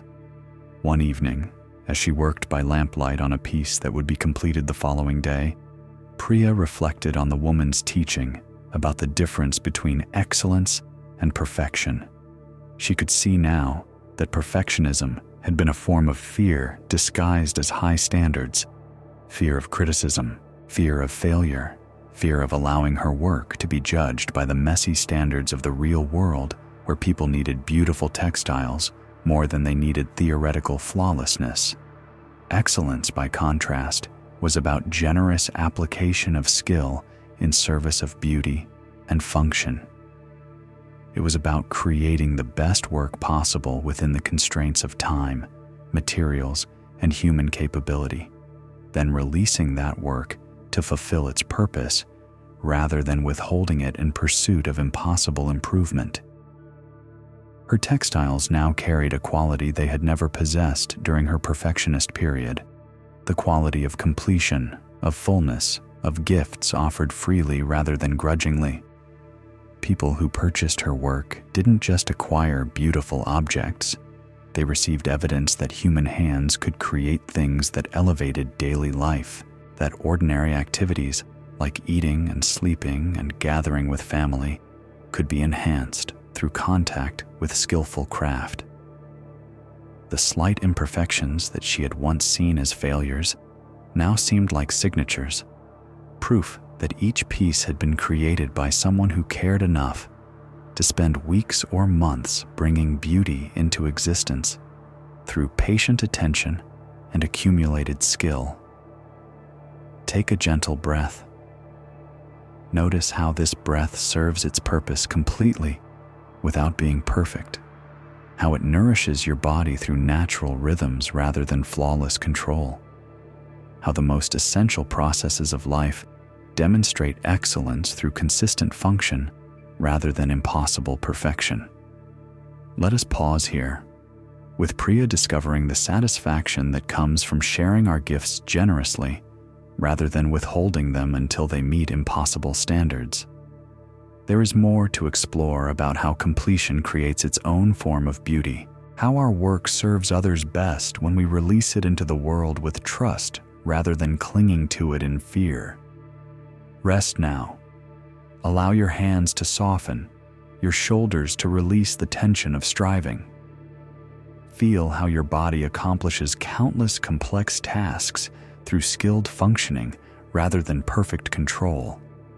How life itself demonstrates the beauty that emerges when we work with our limitations rather than against them. We have explored many paths tonight. The farmer whose faith became recklessness, the father whose love became imprisonment, the brothers whose comparison poisoned their partnership, and the weaver whose perfectionism prevented the very excellence she sought. Each story has shown us something essential about how good intentions can lose their way, how wisdom requires not just sincerity, but understanding. Let us prepare now for our final teaching, our deepest exploration of how we transform suffering into wisdom, how we learn to carry life's difficulties with grace rather than resistance.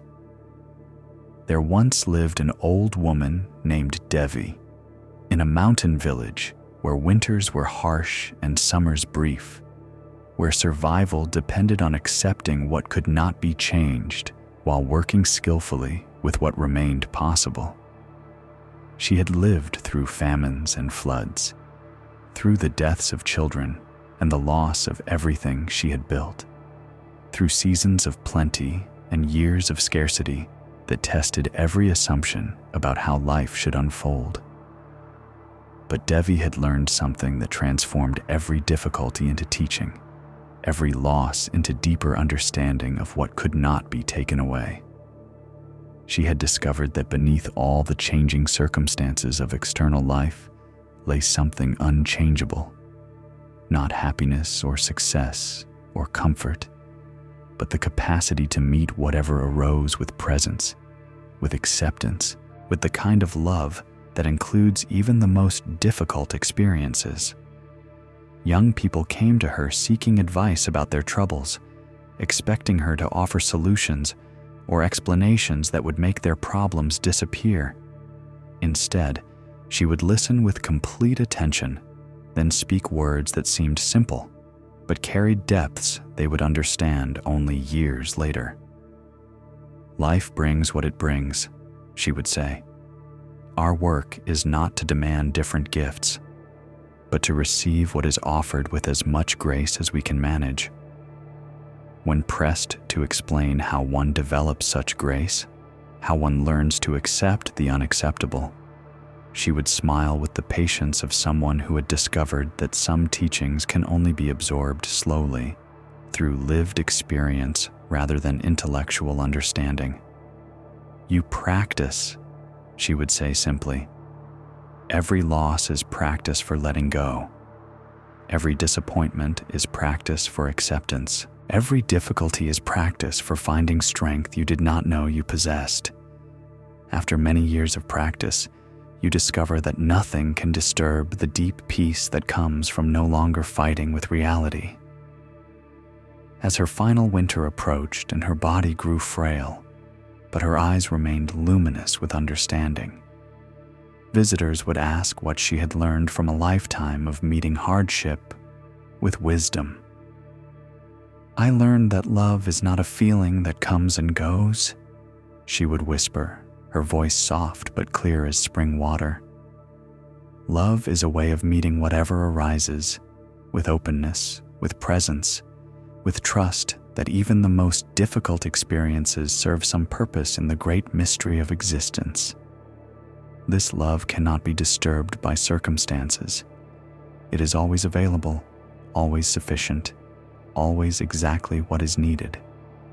Her last words, spoken to her granddaughter as snow began falling outside her small house, were, "Everything passes, everything serves, everything is held in love larger than understanding. Rest in this knowing." This story shows us the deepest teaching of all. Devi discovered that wisdom is not the ability to control life's circumstances, but the capacity to meet all circumstances with love. Buddhism teaches that this love, called metta in its kindest form, bodhicitta in its most awakened expression, is our true nature, available beneath every condition, every loss, every difficulty we encounter. When we stop fighting reality and begin embracing it with patient love, we find the peace that cannot be disturbed. Take a gentle breath. Feel yourself held by forces larger than your understanding. The earth supporting you, the air nourishing you, the vast web of existence cradling your small and precious life. There is nothing you need to become, nothing you need to fix, nothing you need to understand completely. You are already held in love that includes every joy and every sorrow, every success and every failure. We have explored together the weight of choices and discovered that wisdom comes not from making perfect decisions, but from learning to carry the consequences of all our decisions with grace. We met Kiran, who learned that faith must be married to practical wisdom. We walked with Mohan, whose protective love became a prison, until he learned to love by letting go. We witnessed the brothers Arun and Tarun discover that comparing our different gifts creates suffering where contentment could flourish. We sat with Vikram and Ravi as they learned to celebrate their partnership rather than compete for recognition. We watched Priya release her perfectionism and discover the joy of sharing her gifts with generous imperfection.